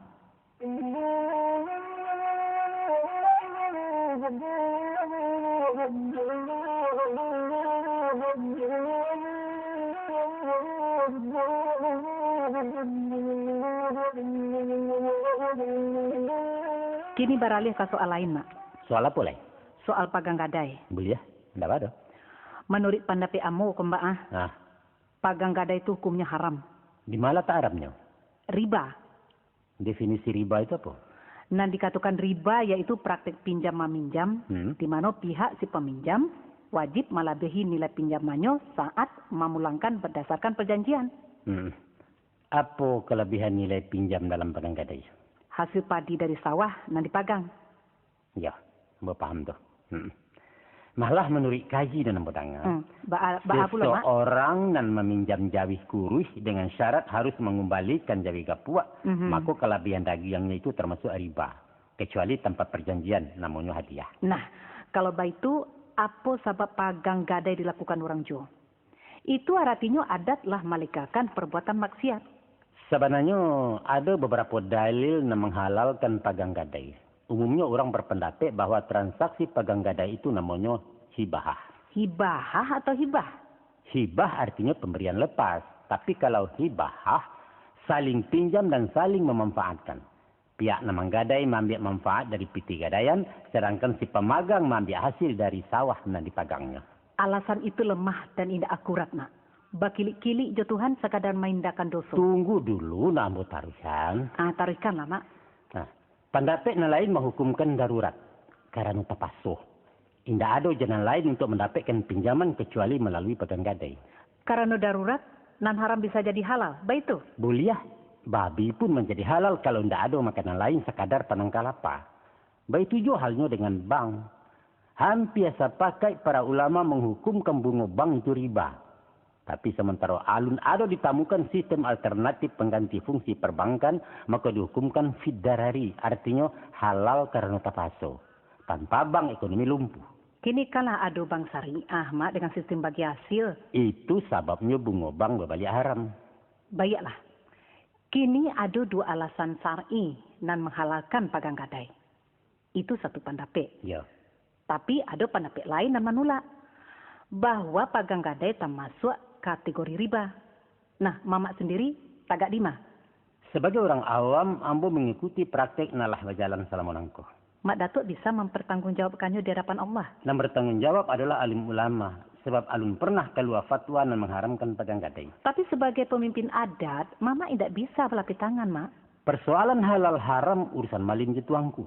Kami nenek mamak tunduk ke beliau. Balik ke pokok masalah, Mak. Jadi? Dilihat kepada hukum adat, alasan menggadai alun bisa dikatakan darurat. Sebab keperluannya bukan untuk hal-hal yang mendesak. Masa untuk mengisi atau bocor saja harus pakai menggadai-bagai? Ya. Nah, coba mau terangkan substansi pagang gadai menurut adat. Nah, pada prinsipnya harta pusaka tinggi itu tidak boleh dipindahkan ke orang lain. Lafaz undangnya, dijual tidak dimakan bali, digadai tidak dimakan sando. Sando itu apa, Mak? Sando artinya sandra, jaminan atau agunan. Tarikanlah, Mak. Terkecuali basuh sampai pasal, baru boleh digadaikan. Nah, sampai pasal. Cobalah, Mak, tu nampak. Kamu rumah gadang ketirisan. Gadih gadang indak balaki, maik tabuju ate rumah dan adai indak berdiri. Artinya tu, Mak? Artinya kalau indak ada biaya merenovasi rumah gadang, untuk paralik mengawinkan kemanakan padusi, untuk upacara kematian dan untuk bertagak penghulu baru, boleh menggadai. Kampek pasal tu urusan enteng nanda paralu menggadai itu, Mak. Itu menurut kondisi kini. Tapi kita mengaji Minangkabau tempo dulu dimasuk aturan pagang gadai di buah orang. Jadilah, Mak. Menurut masyarakat Minangkabau, ampek masalah itu sangat vital dalam menjaga citra dan martabat kaum di lingkungan pergaulan umum. Tu yang pertama ke Yang pertama, rumah gadang adalah lambang kesatuan suku. Iya. Oleh karena itu, secara fisik rumah mesti utuh dan terawat, malah ijan kalah mentereng dari rumah orang lain. Dan kedua, kedudukan wanita ditampilkan di posisi nampal yang terhormat sebagai tampang pelanjut keturunan. Itulah sebabnya perkawinannya diselenggarakan begadang-gadang dan menjamu orang sanagari. Di samping kewajiban-kewajiban lain sepanjang adat. Terus, Mak, yang ketiga. Dan ketiga, upacara kematian dilaksanakan dengan biaya nantak seketek. Bukan sekadar pembalik kapan jepapan saja, tapi manigo menuju hari. Mampai puluh sampai 100, bahkan hingga 1000 hari. Kalau mau itu puluh diadakan alik jamu. Orang siap pembaca tahlil, mencabik katan, memandikan mai, menyumbayangkan talakin segala macam, seadanya mai nupah ndak ada namperai. Iya. Dan kampe, matagak pengulu membantai kabau. Memancang alek berhari-hari, mengundang ragam kesenian, membali kelengkapan datuk baru. Nah, dek kasadonyo perlu biaya banyak. Sedangkan bareknya indak tapiku aku ringannya indak tajinjiang, maka di sinalah saatnya menggadaikan sawah pusako. Guno kain penimiam-miang guno harato palampok malu. Itu kan dulu, Mak. Sama tuh orang bodoh-bodoh banyak kurafat jo bid'ah. Kini negara itu kalau berubah lah maju lah reformasi bagai kata orang. Kesadaran bagamulah tinggi dan orang berpikirlah ekonomis. Dan lah saatnya kerajo mubazir ditinggalkan. Pakang kadai indak paralu. Aturan-aturan ada itu mesti diamandemenkan. Indak paralu lagi dipertahankan. Rancak. Tapi urusannya indak semudah itu kemana kan? Selain dari keabsahan hukumannya diragukan, dampaknya sangat buruk di bidang sosial dan ekonomi. Apalagi menjadi sarang KKN nenek mama yang mencari kesempatan dalam kesepitan anak kemenakan. Itulah poriki bola tu kemenakan. Korok kami usah dibawa-bawa silang ke jiwa. Maaf. Mungkasi ambo oknum pangulu. Oknum ya, itu entahlah. Nah, sebagian memang ada ujian itu. Ya barangkali mama adun tahu kalau undang-undang agraria menetapkan umur gadaian cuma 6 tahun. Asal apa itu sawah pulang ke nang punyo. Piti gadaian indak babaliak. Hasil selama itu dianggap palunasi hutang. Tapi nampaknya nenek mama alun berani mematuhi aturan negara tu atau takui ke masyarakat. Ya, ikut kemanakan mahaja atau raja gini kok. Hah? Akhir lama kesempatan menerangkan sudah-sudah dulu. Deko lah menyolo. Jadi malah mak lanjutkanlah mak. Adapun latar belakang pasal demi pasal yang membuliahkan menggadai tadi dipahami kiasannya usah membaca nanta sure. Begitu mak. Sebab kalaulah hanya sekadar pembali salayat tok. Paralek na relatif bisa gadang bisa ketek. Betul. Menyelenggarakan jenazah non fardu kifayah atau membali sikwa kabau de orang banyak sepusukuan, tidak perlu menggadai banado. Iya. Tapi makna hakiki nan tersimpan adalah kalau basuh keadaan gawat darurat nan dikiaskan kepada pasal-pasal tadi. Iya. Yaitu rumah gadang terancam rubuh de atoknya bocor ndak capek di sisi. Katau lapuak jariau patah tunggak cahaya lantai binaso gadalah rugi akibatnya. Gadis berumur nak capek dijodohkan bisa mengundang malu orang sekaum. Dek kacang panjang indak berjunjung gagangnya melilik rumput. Jelo-bajelo di pematang lainnya udah jawih tak batali. Mai tabu jua indak takubua. Jadi bangkai busuk baulek tak seso orang jabaunya. Nah. Kalau pengulu indak tagak, hilang pimpinan pesukuan umpama ayam tak berindua, bak pintu tagajai pasak, orang kalalu lalang saja. Kasadonya itu gambaran dari satu kondisi yang dikatakan gawat darurat tadi. Keadaan kritis nan mesti capek ditanggulangi, di sinan buliah menggadai. Lah. Nah, iya. Jangkauannya bisa lawe dan beragam. Umpamanya tu mak. Umpamanya keluarga besar terancam akibat utang tak berbayar, dia ulah anak kemanakan. Iya. Diancam orang. Atau ada kemanakan indak bapak. Utaknya namuah dia suang hatinya kari sekolah mandeh bansai mamak melarai. Atau parube anggota kaum nan sakit jiwa. Di kampung inya menggarang menjajok telanjang bule gilo malah larang pedusi. Di pasuang berang pemerintah.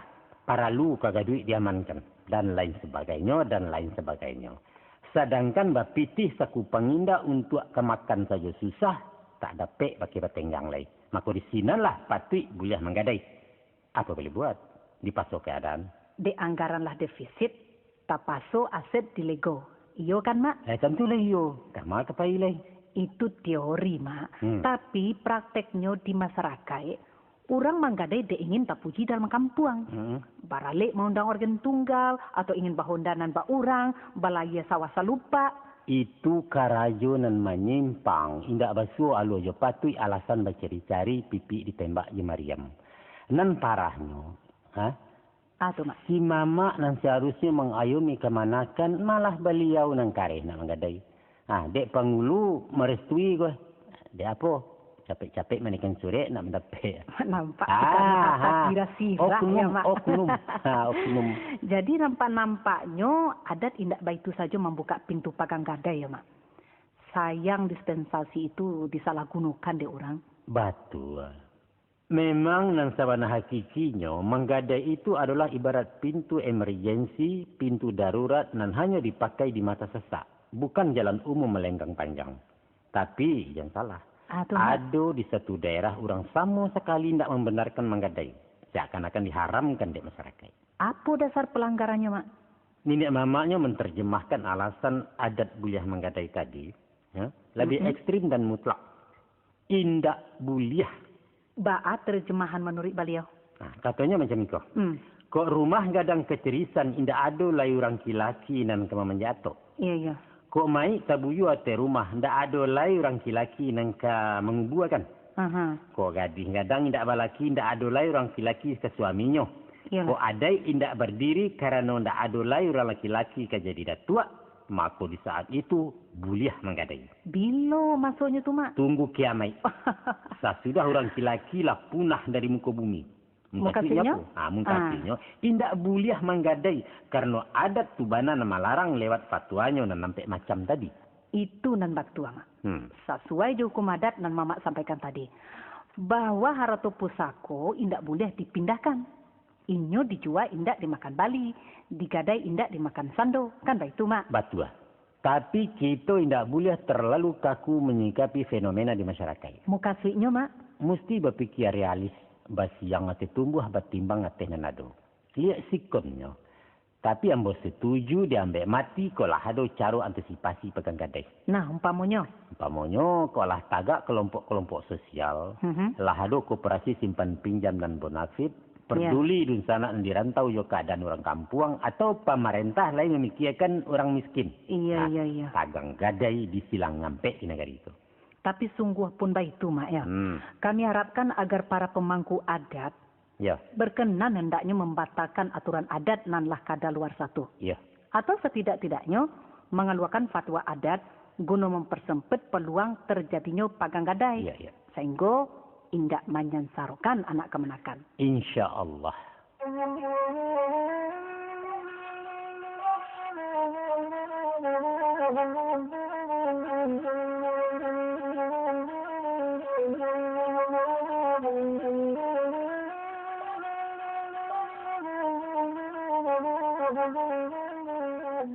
Bisa kita tarikan, Mak? Bisa. Masalah boleh? Iko, Mak. Siapapun tahu bahwa indah adunan kekal di dunia ko. Betul. Segala sesuatu akan berubah menurut kodratnya. Termasuk adat. Akan tetapi orang Minangkabau menantangnya dengan pepatah nan menyebutkan adat nan tak lakang dek paneh, nan tak lapuk dek hujan. Ba'a tu, Pak? Adat indak menantang sunatullah. Adapun papatah indak lakang dek panah indak lapu dek hujan tadi, bukanlah menyatakan adat itu kaku indak berubah, bukan. Itu kesalahan persepsi dari lafaz nan alun diurai. Sedangkan papatah lain nan berbunyi sekali ya gadang sekali tapian berubah adalah semacam pengakuan dari perubahan itu sendiri. Kalau begitu apa pengertian pepatah tadi, Mak?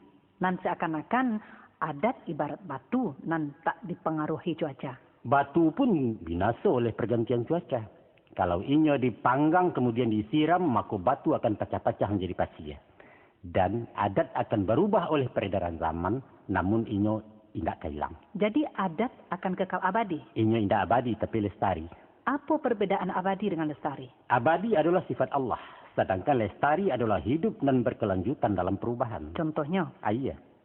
Air akan berubah menjadi uap kalau suhunya dinaikkan. Kemudian menjadi awan, lantas awan menjadi ambun, akhirnya jatuh jadi hujan, berbalik ke asalnya menjadi air. Kalau didinginkan, ini akan membeku, berubah menjadi benda padat sebagai salju, kemudian menjadi es, dan cair berbalik menjadi air. Itulah sirkulasi kehidupan air, dan itulah adat. Ini selalu berubah wujud, tapi nilainya tetap bak semula. Jadi adat berubah-ubah, Mak? Pasti.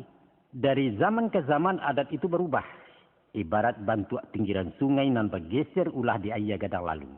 Tapi air dengan sifatnya tetap mengalir dari ulu ke muaro. Itulah nilai.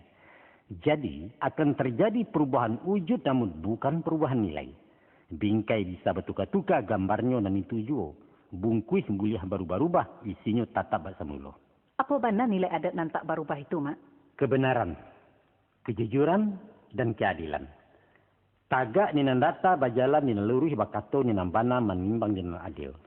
Itulah nilai adat nan takkan lakang-lakang depaneh tak kalapua-lapua de hujan.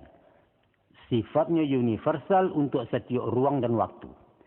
Pada hakikatnya, ayat itu suci dan mensucikan. Ini akan kotor oleh kotoran dari luar. Sifatnya jujur, mailia kena rendah. Tiba hambatan di pematang, ini taganang sementara. Kemudian, mailia melanjutkan misinya untuk setiap kehidupan. Ayat akan tercemar oleh kekuatan dari luar. Karuah huladek tanah, susui dipengangati, bagolak dihampe angin. Namun, ayah tetap ayah selama kiamat alun tibo. Tak lampau tinggi, Mak. Sulit ambo menjangkaunya. Tolong Mak agiah contoh nan simple saja. Ibarat mode. Dulu sebelum merdeka, potongan Sarawak orang laki-laki biasa-biasa saja. Seimbang atas je bawah, dalamnya sedang elok, namanya Sarawak Pintalon.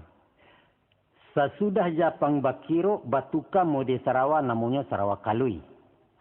Lapang di tengah sampai di bawah basayok Candu Gurami. Tidak lama tiba Sarawak Jengki. Sampai di atas sampai di bawah je minyak melalurnya. Iya, iyalah. Jengki bertukar je cut bre. Sampai di atas lapang di bawah rimbiah menyapu-nyapu tanah. Lalu lamoko datang Sarawak Komprang. Lapang di atas, lapang di bawah, dan bak memakai kain saruang. Kini lihat bak na lamo. Iya. Biasa-biasa normal saja. Seimbang atas di bawah. Walau mode bertukar-tukar potongan berganti-ganti, namun fungsi Sarawak tetap sebagai pembalik tubuh. Betul. Fungsi itulah yang dikatakan nilai bagi Sarawak. Baki kira. Iya. Paham? Lah paham ambo Mak. Sebenarnya paham. Tapi Baa kalau pakaian indak membalik tubuh Mak. Ainyo lai baju. Tapi dia teh terbuka, di bawah tersimbah, di tengah tersingkok lah teh. Itu namanya telanjang. Walaupun masih ada kain melake, tapi indak saja nilai pakaian lah hilang, nilai moralnya pun lah kikis, nilai agamanya lah caya dan nilai utaknya perlu dipertanyakan. Barangkali kira-kira macam iko ya Mak ya. Biarpun balain caro, tapi orang tetap beradai. Indak orang saja tapi ya awak bagai. Mau kasih ambo adik Minang indak habis selama orang Minang masih ada. Ya. Dalam pembagian adat, nan disabik jo nilai tadi namanya adat nan sabana adat. Mutlak. Sarawak mesti dijai, kok indak dijai, indak Sarawak namanya. Iyalah. Itulah inyo nan dinamakan adat nan diadatkan. Iya. Adapun bahannya terserah apa yang ketujuh. Itu dikatakan adat nan teradat. Inyo berubah karena dirubah. Sedangkan mode silih berganti, tibonyo indak diundang, painyo indak diusia, itulah inyo adat istiadat.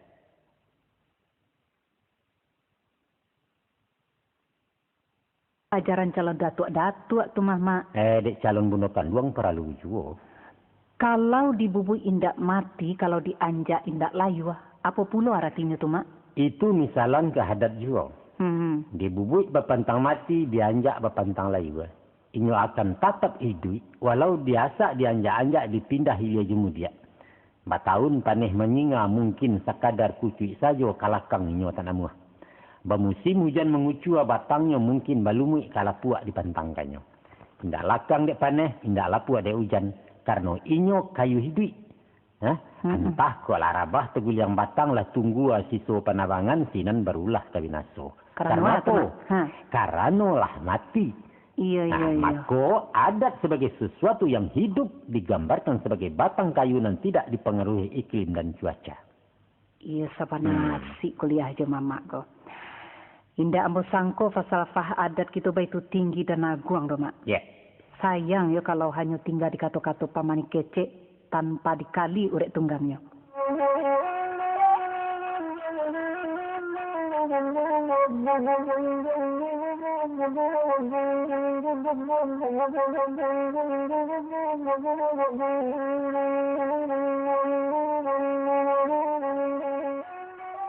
Kalau dibanding-banding mutu budaya orang Minang jauh mana ketinggalannya ya Mak? Ukurannya apa? Tidak usah jauh-jauh, celek saja ragam pakaiannya. Sajak dari pakaian orang awam sampai ke datuk-datuk. Busana laki-laki atau padusi tidak adunan asli punya awak. Umpamanya apa? Umpamanya, kalau indak berkupiah, dianggap kurang sopan. Padahal kopiah dari India. Iya. Saluak dari Jawa. Bentuknya mirip langkon. Sarawabati orang Betawi. Galembong potongan Aceh. Bapake baju guntian Cino. Basandang Bugih Makassar. Saluak Belango Malaysia. Salimpang Ulos Jawa Batak. Sampai pun Solok Pasapi asanyo Tarumpa Jepang. Manyo nan punya wak mak.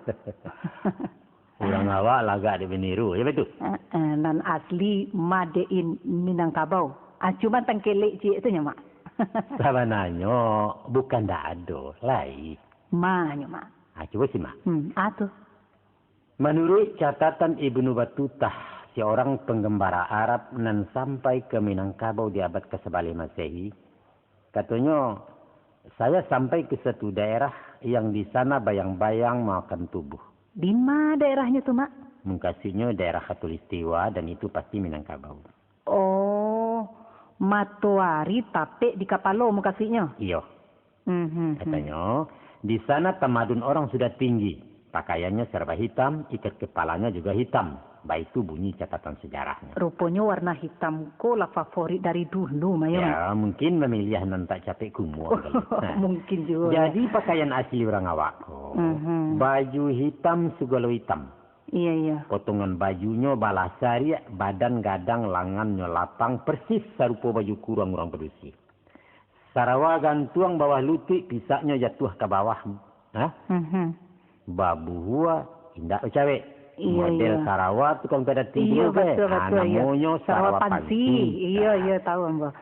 Detanya hitam segitiga. Laki tak laki di kepala, indak memakai alis tapak. Itulah pakaian asli orang Minangkabau sebelum dapat pengaruh dari luar. Kalau memang ngado, untuk apa melagakkan orang punya, mak? Ya itulah tanda orang awak maju cara berfikir. Ditiru selama indak merusak nalah aduh. Diserap, diolah, dimodifikasi, kemudian dipasang merek Minangkabau. Indak curang namanya tuh, mak. Iyo, cara anak sekolahnya menyontek. Indak ada nan orsinil kebudayaan ko dah. Sadonya tiru meniru hak cipta alam nan punya. Apa saja bersumber dari alam. Dari alam? Dari alam. Contohnya, mak? Contoh. Sumber lagu je musik asalnya dari bunyi alam raya kuah. Dari kicauan burung pagi, dari kulirik jalan tibang, kulit-kulit alang babega, galas sawaya turun bandah, daun bambu dipupui angin, dan lain sebagainya. Nah, ragam bunyi itu dirangkai jadi irama, diarinsir, diprogram, jadilah ini lagu tak tontong. Tapi kecil orang awak kok tidak boleh meniru. Boleh meniru, nan elok-elok, nan buruk-buruk jangan.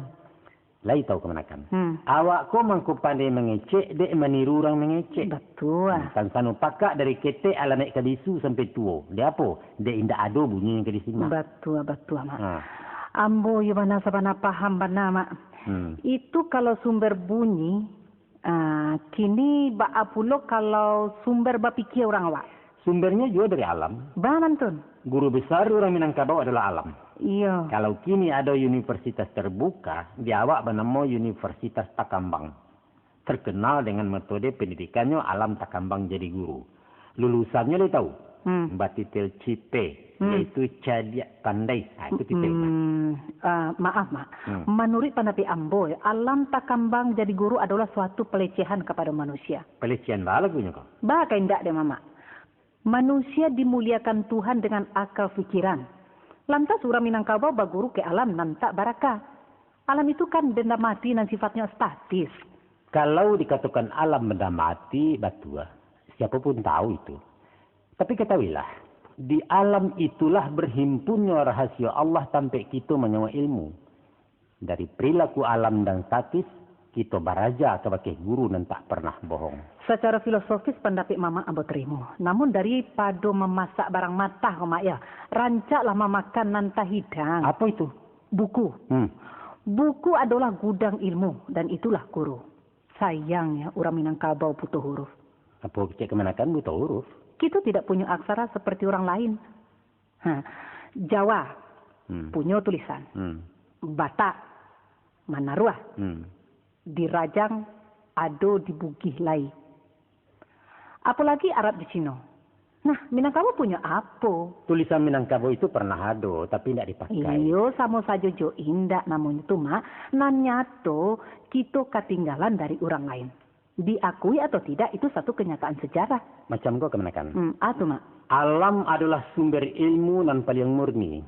Alam adalah ayat-ayat Tuhan dan Allah banana mengatakan. Banyak isi Al-Quran yang menyuruh kita mempelajari alam takambang. Antara lain firman Allah nambah bunyi, A'udzubillahi minasyaitonirrajim. Inna fi khalqis samawati wal ardi wa ikhtilafil laili wan nahar. Sampai akhir ayat nambah bunyi, la ayatil liqaumi ya'qilun. Surah Al-Baqarah 164. Pada kejadian langit dan bumi, pergantian malam dan siang, baik itu pun perilaku alam dengan perputaran musim dan sadonya itu berjalan menurut kodratnya, itulah tanda-tanda kebesaran Allah bagi kaum yang mempergunakan akalnya. Sedangkan di bagian lain Allah pun mengatakan, apakah kamu tidak memperhatikan betapa bumi kami hamparkan dan langit kami sungkupkan? Dan banyak lagi ayat yang senada dengan itu. Bahkan kepada unta sekalipun kita disuruh belajar. Berulang-ulang kita disaru dengan kalimat afala ta'lamun, afala ta'qilun, afala tatafakkarun ya ulil albab dan lain-lain sebagainya. Betul, Mak. Tapi Mama lupa agaknya. Bahwa ayat pertama nan turun adalah surat Iqra. Baca. Melalui Jibril Allah menyuruh Muhammad membaca. Sedangkan Muhammad itu ummi, butuh huruf. Kalau beliau memang disuruh membaca tulisan, dipasung mengarajakan sesuatu yang di luar kemampuannya, alangkah kejamnya Tuhan. Di mana letaknya ayat la yukallifullahu nafsan illa wus'aha. Astagfirullah. Ambo tak bisa menaruhkan karena tidak ada cukup ilmu tentang itu. Tapi nanjale, nanjale macam itu saja. Di antara umat yang paling arif menerjemahkan ayat-ayat Allah adalah orang Minangkabau. Terkenal dengan semboyannya alam takambang jadi guru. Itu jale itu. Iya. Dan kemanakan pasti tahu tarikh pembunuhan pertama di muka bumi itu. Bahwa ilmu pertama yang diturunkan kepada Bani Adam justru melalui alam takambang kolah. Buruang gagaklah guru Kabil. Ba'a caru mengubuakan mai ajaknya Habil nan digungguang hilia mudia. Ndak tentu apa nang ke dipebueknya. Ndak begitu kemanakan? Iya, ambo paham, Mak. Tapi tentang indak punya tulisan, ambo tetap mengatakan orang Minangkabau ketinggalan kereta. Nampaknya itu bersengaja. Bersengaja kecik Mama? Bersengaja. Sebab dengan tulisan orang akan menjadi bodoh. Indak tabah lihat tuh, Mak. Tunggu dulu. Ambo ingatkan kita bicara tentang masyarakat di era prasejarah dulu. Bukan masyarakat modern. Ingat. Biar di zaman dulu ataupun kini, ambo rasa sama saja, Mak. Indak kemenakan. Bamang kok indak. Nah, coba pikir. Buku itu buah pikiran orang dan kita pun orang yang punya pikiran. Betul. Kalau tak biasa, bau tak kau tak orang, bila awak kejadian. Dengan hanya memadukan apa nan ado, suku memakan dan tahidang, manusia akan kehilangan percaya diri. Terlalu jauh, Mak. Ekono nampi. Dulu di SD kami diajar berpikir seorang. Melalui pelajaran baretong imlak, murid dilatih berpikir capek dan tapek tanpa menggantungkan diri ke orang lain. Kalau guru lah menokok meja, tidak boleh berpikir lain. Nama nalambiak tinggal. Tapi anak sekolah kini, soalan ampek kali ampek, tambah ampek, bagi ampek, apa tanya juga ke mesin hitung nama-nama kalkulator. Nangka kayu orang Amerika, nampak aja kebodoh. Itu dulu, Mak. Kini negara kita kalah maju. Metode pendidikan tu lah berubah pula. Itulah sebabnya kalian kehilangan jati diri. Dek gilo mai kuaja orang lain Minangkabau diri orang. Kalian-kaliannya kalian membanggakan Pak Atta, Aja Gusalim, Buya Hamka. Kini apa yang jadi waco lah nasib. Nasib buek-buek. Nasib, Mak Datuk. Baiklah, kita kembali ke pakar kaji segini, Mak Datuk. Bisa Mama memberikan contoh tentang pelajaran alam takambang jadi guru? Nan sederhana saja, Mak. Tentang masalah apa kira-kira? Di bidang sao. Nang klasik atau modern? Iya, nang klasik dulu lah, Mak. Ada pepatah mengatakan kalau mengeong tando ndak kemenangkok. Penjabarannya? Apabila kucing heboh mengeong ilmu dia, sugalu manci mahanduk masuk lubang. Memang tujuannya tidak kemenangkok. Tapi kalau kucing ingin menangkok, inyo basiano kabaliak tungku main tai manci di peberasan. Maka barajalah dari si balang kalau nak sukses di bidang permancian. Baik tu. Kini nan modern, Mak. Coba bertanya kemenakan. Tanya apa, Mak? Harago talu ayam nan ketek lebih mahal dari talu itiak nan gadang. Ya tak? Iya. Apa sebab? Karena vitamin talu ayam lebih banyak. Salah. Bako salah. Boleh bertanya bagi angku doktor bahwa nilai vitaminnya sama saja. Kalau begitu, apa kelebihannya, Mak? Ikut dampak promosi. Ba acara ayam ba promosi. Nah, kok. Sebelum batalua, inyo bakotek sepenuh kampung memberitahu kalau inyo akan memproduksi. Selesai talua keluar, inyo ulang bakotek mengumumkan kalau hasil produksinya siap dipasarkan. Makanya, orang berabui je talu ayam walaupun mahal di Bali jo. Kalau itu, Mak? Taluannya banyak overproduction, tapi batumpuak saja dalam kandang orang tak ada yang tahu. Tidak bisa pasang iklannya, Mak. Ya ke pakai iklan suara garau-garau garak lamban lagi berkisah. Tidak ada informasi orang kampuang dah. Jadi sebabnya mahal talua madain ayam, beliau rajin berpromosi. Iyalah, maka marajalah dari ayam kalau nak sukses di bidang talua madain. Tapi ayam kampung kayak Mak. Ayo, kalau ayam meras itu bodoh le dari tiap. Bodohnya? Ya orang kalau terajai di sana, tidak merasai mengakih, tidak bau sau menjadi apa, mencari dadaan, jadi bodohnya. Badan kapu, utaknya kaku, tidak berjantan betul aja. Marami talua sendiri saya tidak pandai deh. Tidak bertanggung jawab. Iyalah.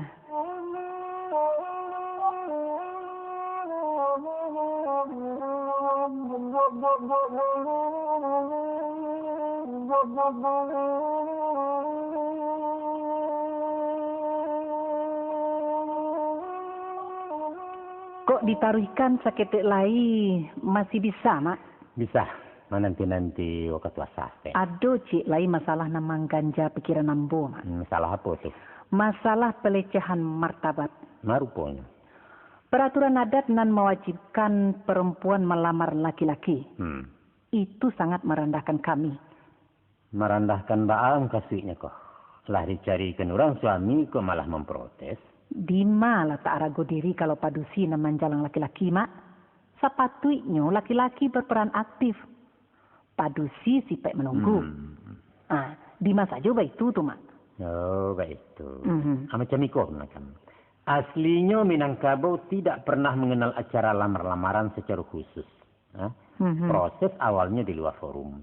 Kalau ada pihak yang berminat, laki-laki atau padusi, inyo mengirim seseorang bijak untuk mengadakan kontak dengan pihak yang dituju lewat perantara pula.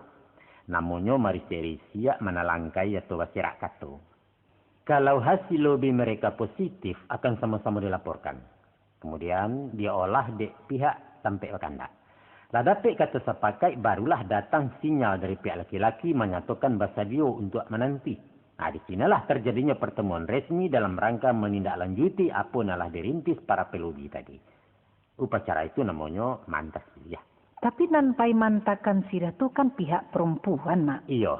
Itu namanya kan melamar. Tunggu dulu. Soal sirih menyirih beko mamak terangkan. Kita tarikan dulu. Jadi malah, Mak. Pada tahapan selanjutnya, diadakanlah acara batimbang tando. Arti batimbang tando yaitu kedua belah pihak sama-sama memberi tando sebagai simbol perjanjian. Bendanya bisa berupa karih atau barang antik lain. Malah kadang-kadang sebantuk cincin perak pematu asia. Tando itu dipacik mamak kepala waris surang-surang. Beko, kalau selesai pernikahan, tando sama dipulangkan balik ke nempunya. Jadi bukan sarupo tukar cincin orang kini ya? Bukan.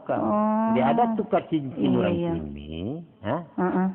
Nah, laki-laki memasangkan sebentuk cincin nameh ke jari tunangannya sebagai forstep tanda jadi. Tapi dia ada itu menunjukkan bahwa keduanya sama menampuh. Tidak ada yang diposisikan sebagai objek untuk dipanjar segala macam. Dan mesti dicatat bahwa tanda jurupo tadi bukan barang ameh. Sebabnya, Mak? Sebab ameh itu lambang materialis. Barangkali Minangkabau menjunjung nilai-nilai moralis. Bukan pitihnya yang dipandang, tapi katunya yang dipacik. Atau berikutnya, Mak? Baru pihak padusi menjapik marak pulih, Mantun.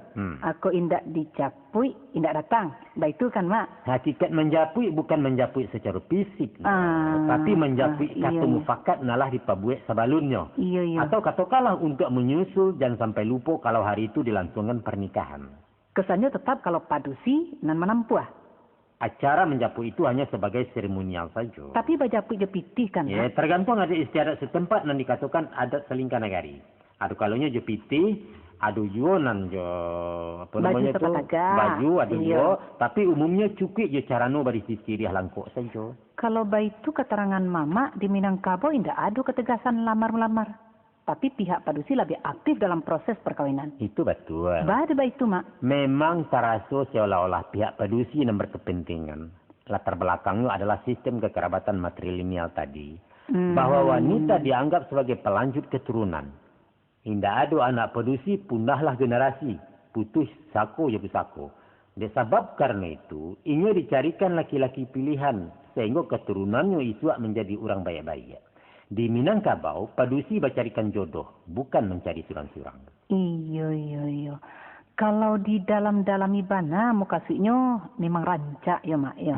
Walaupun balain caro dari orang. Indak salah kalau ada anggapan padusi melamar laki-laki, itu pandangan lain ya.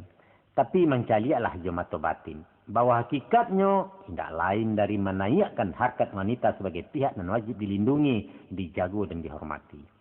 Seandainya untuang indak bakakalan, antah carai antah komati padusi indak telantar terbuang-buang doh.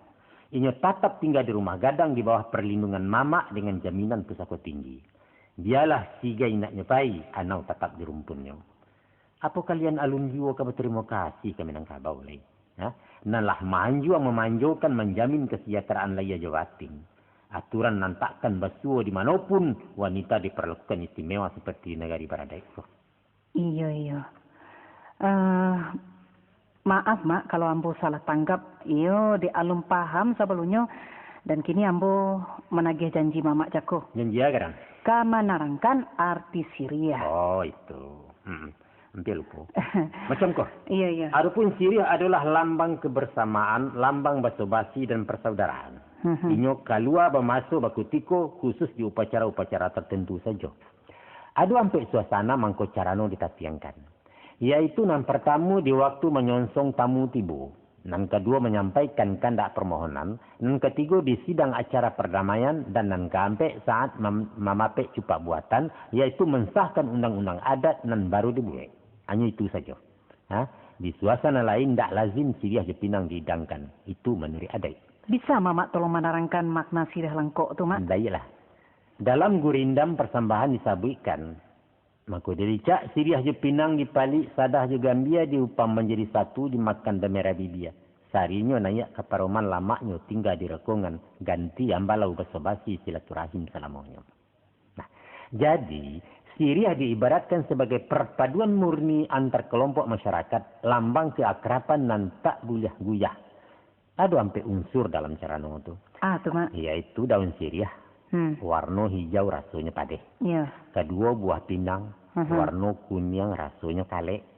Dan ketiga Gambia. Warna coklat rasanya pahit. Dan yang keempat sadah. Warna putih rasanya masin. Iya. Keempat komponen tadi digili yang menjadi ciek. Diolah dipadukan. Kemudian dimakan dikunyah-kunyah. Ayahnya lalu dilulu sapahnya sama dibuang mardeso nampak di wajah. Coba perhatikan. Apa tu, Mak? Persenyawaan antara warna siriah dan hijau, warna pinang dan kuning, Gambia dan coklat, dan sada dan putih mendatangkan corakan baru, yaitu warna sirah. Kalau ada komitmen kata sepakai, sadonya melebur dalam kebersamaan. Siriah takkan balik ke hijaunya, pinang tak pulang ke kuningnya, Gambia dan tidak coklat lagi, sadah pun lupa je putihnya. Itulah kesatuan, itulah tanda sayo. Baik tujuan dengan raso. Menunggalnya antara padeh, kale, pai, masin mendatangkan raso baru dan lama manis sama di dua. Akampeknya mailia sekujo tubuh menjala sepanjang darah. Jadi kesimpulannya, kok tamu disonsong di Syria Pinang, tandanya suko lah nanti. Kok bamohon di Syria Pinang, tandanya ikhlas putih hati. Dicabiak Syria dalam sidang, tando sangketo nalah habis. Cara no tahidang di balai adai, tandonya cupak lah dipape, undang lah usai dipabuat, sepakai kurang majlis, tinggal negari melewakan. Bah, lepam mereka. Paham, Mak. Mengerti yang begini. Kecik ambo tadi kok sekadar pamerah-merah bibir saja. Kok hanya pamerah-merah bibir aja li sensitif ke lepong kan ndak payah mengkian kuih. Nah, sekadar mengunyah-ngunyah elolah permen karet.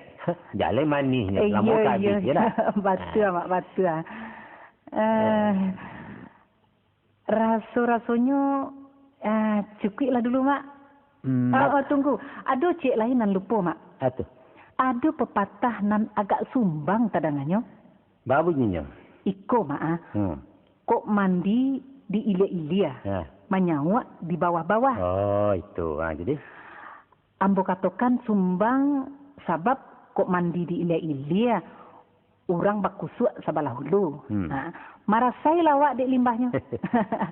Menyawak di bawah-bawah. Orang di atas sedang mengeluarkan apa lalu. Asal saro lah kemanakan mak. Sebenarnya ada sambungan pepatah tadi. Apa tu mak? Yaitu bakatu marana-randah berjalan menaku-naku. Ya tolonglah seketik mamak terangkan. Aku keterangannya.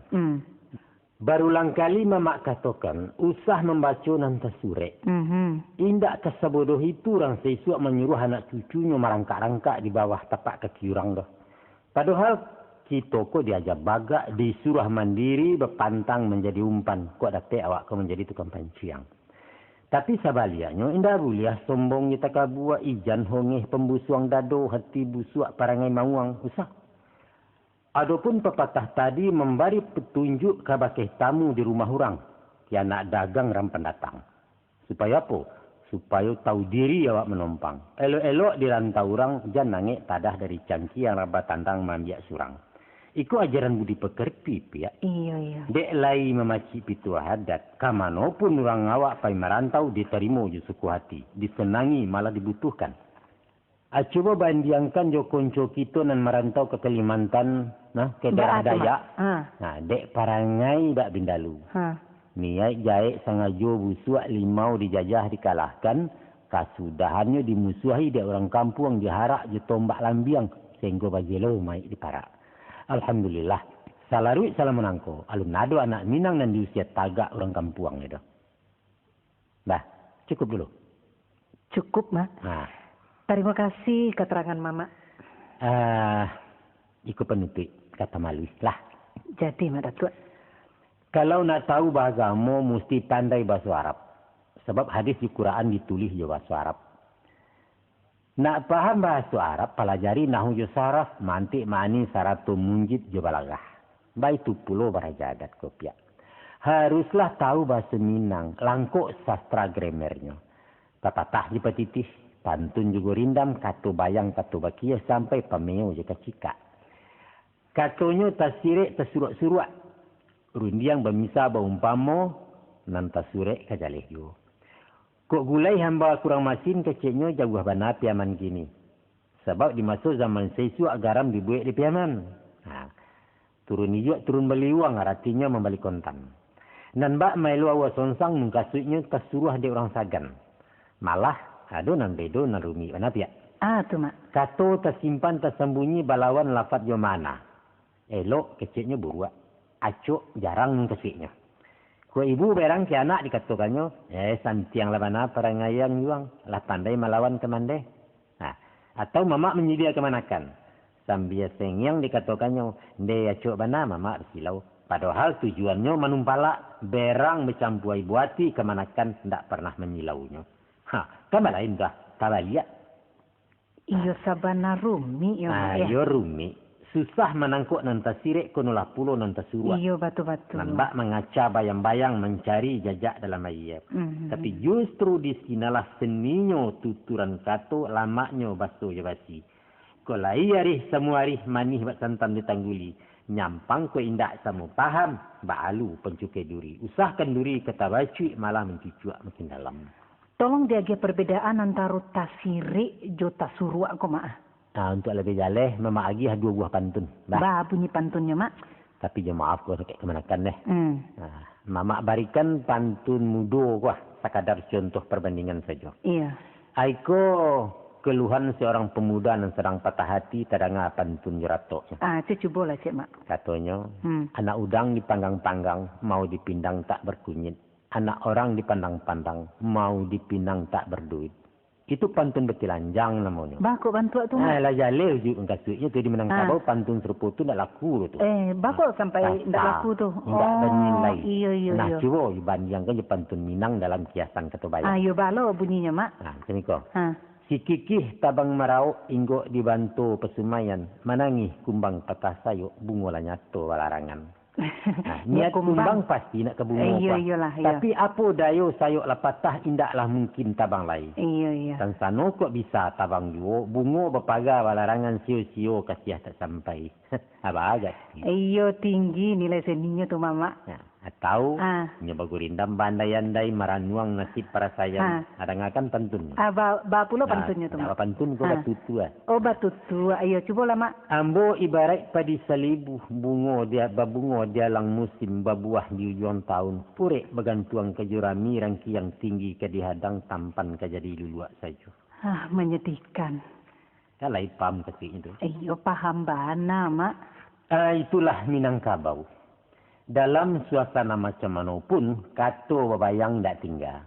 Bahkan dalam keadaan emosi naya darah sekalipun, baso simbi atau bau jo. Umpama seseorang kebacakak, katanya, pantang rajo maulak sambah. Ko iyo yang menjual, ada balik. Apa pula hubungannya jual balik tu Mak? Itu kata bagak, kata menantang tu. Lawan paham katanya. Iya. Kalau dalam bahasa sehari-harinya, ada tidak takut iuang doh. Itu isi kali. Oh, macam itu. Iya itu. Jadilah Mak Datuk. Terima kasihlah hati wakatunan Mama sediakan untuk ambo. Ya. Terima kasih bantuan Mak Datuk. Banyak-banyak pengetahuan baru ambo tentang adat kita. InsyaAllah buku ambo bisa selesai menurut jadwalnya Mak. Ya, itulah cuma yang dapat Mama berikan untuk membantu kemanakan. Padokalah itu dari Mama, cari lain ketukuannya. Alang jo kekek bari makan, barilah makan keduanya. Panjang jo singkek paulihkan kok tak sampai ke baju. Akhirnya mau minta maaf. Ko ado kato takasa jo tadareh kurang lama raso di hati. Malumlah orang tua ko lah pelupo. Lah nyinyia lungga pengabe. Harilah kan Mama tentang itu deh. Usah menjadi beban dosa. Mua di dalam tangan Allah. Sama-sama Mak Datuk. Ambo pun itu pulau ko Dek didorong darah muda. Barangkali tersanggah Mama batutua, tak lancang ambo bakato. Ya. Tak kira martabat ini Mama. Rila je maaf mohon. Ya. Maaf ya Mak Datuk ya. InsyaAllah sama-sama Tuhan ikan dia tabangkan yang lalu. Kepada Tuhan kita bersarah diri. Permisi ambo dulu Mak. Assalamualaikum. Waalaikumsalam warahmatullahi wabarakatuh.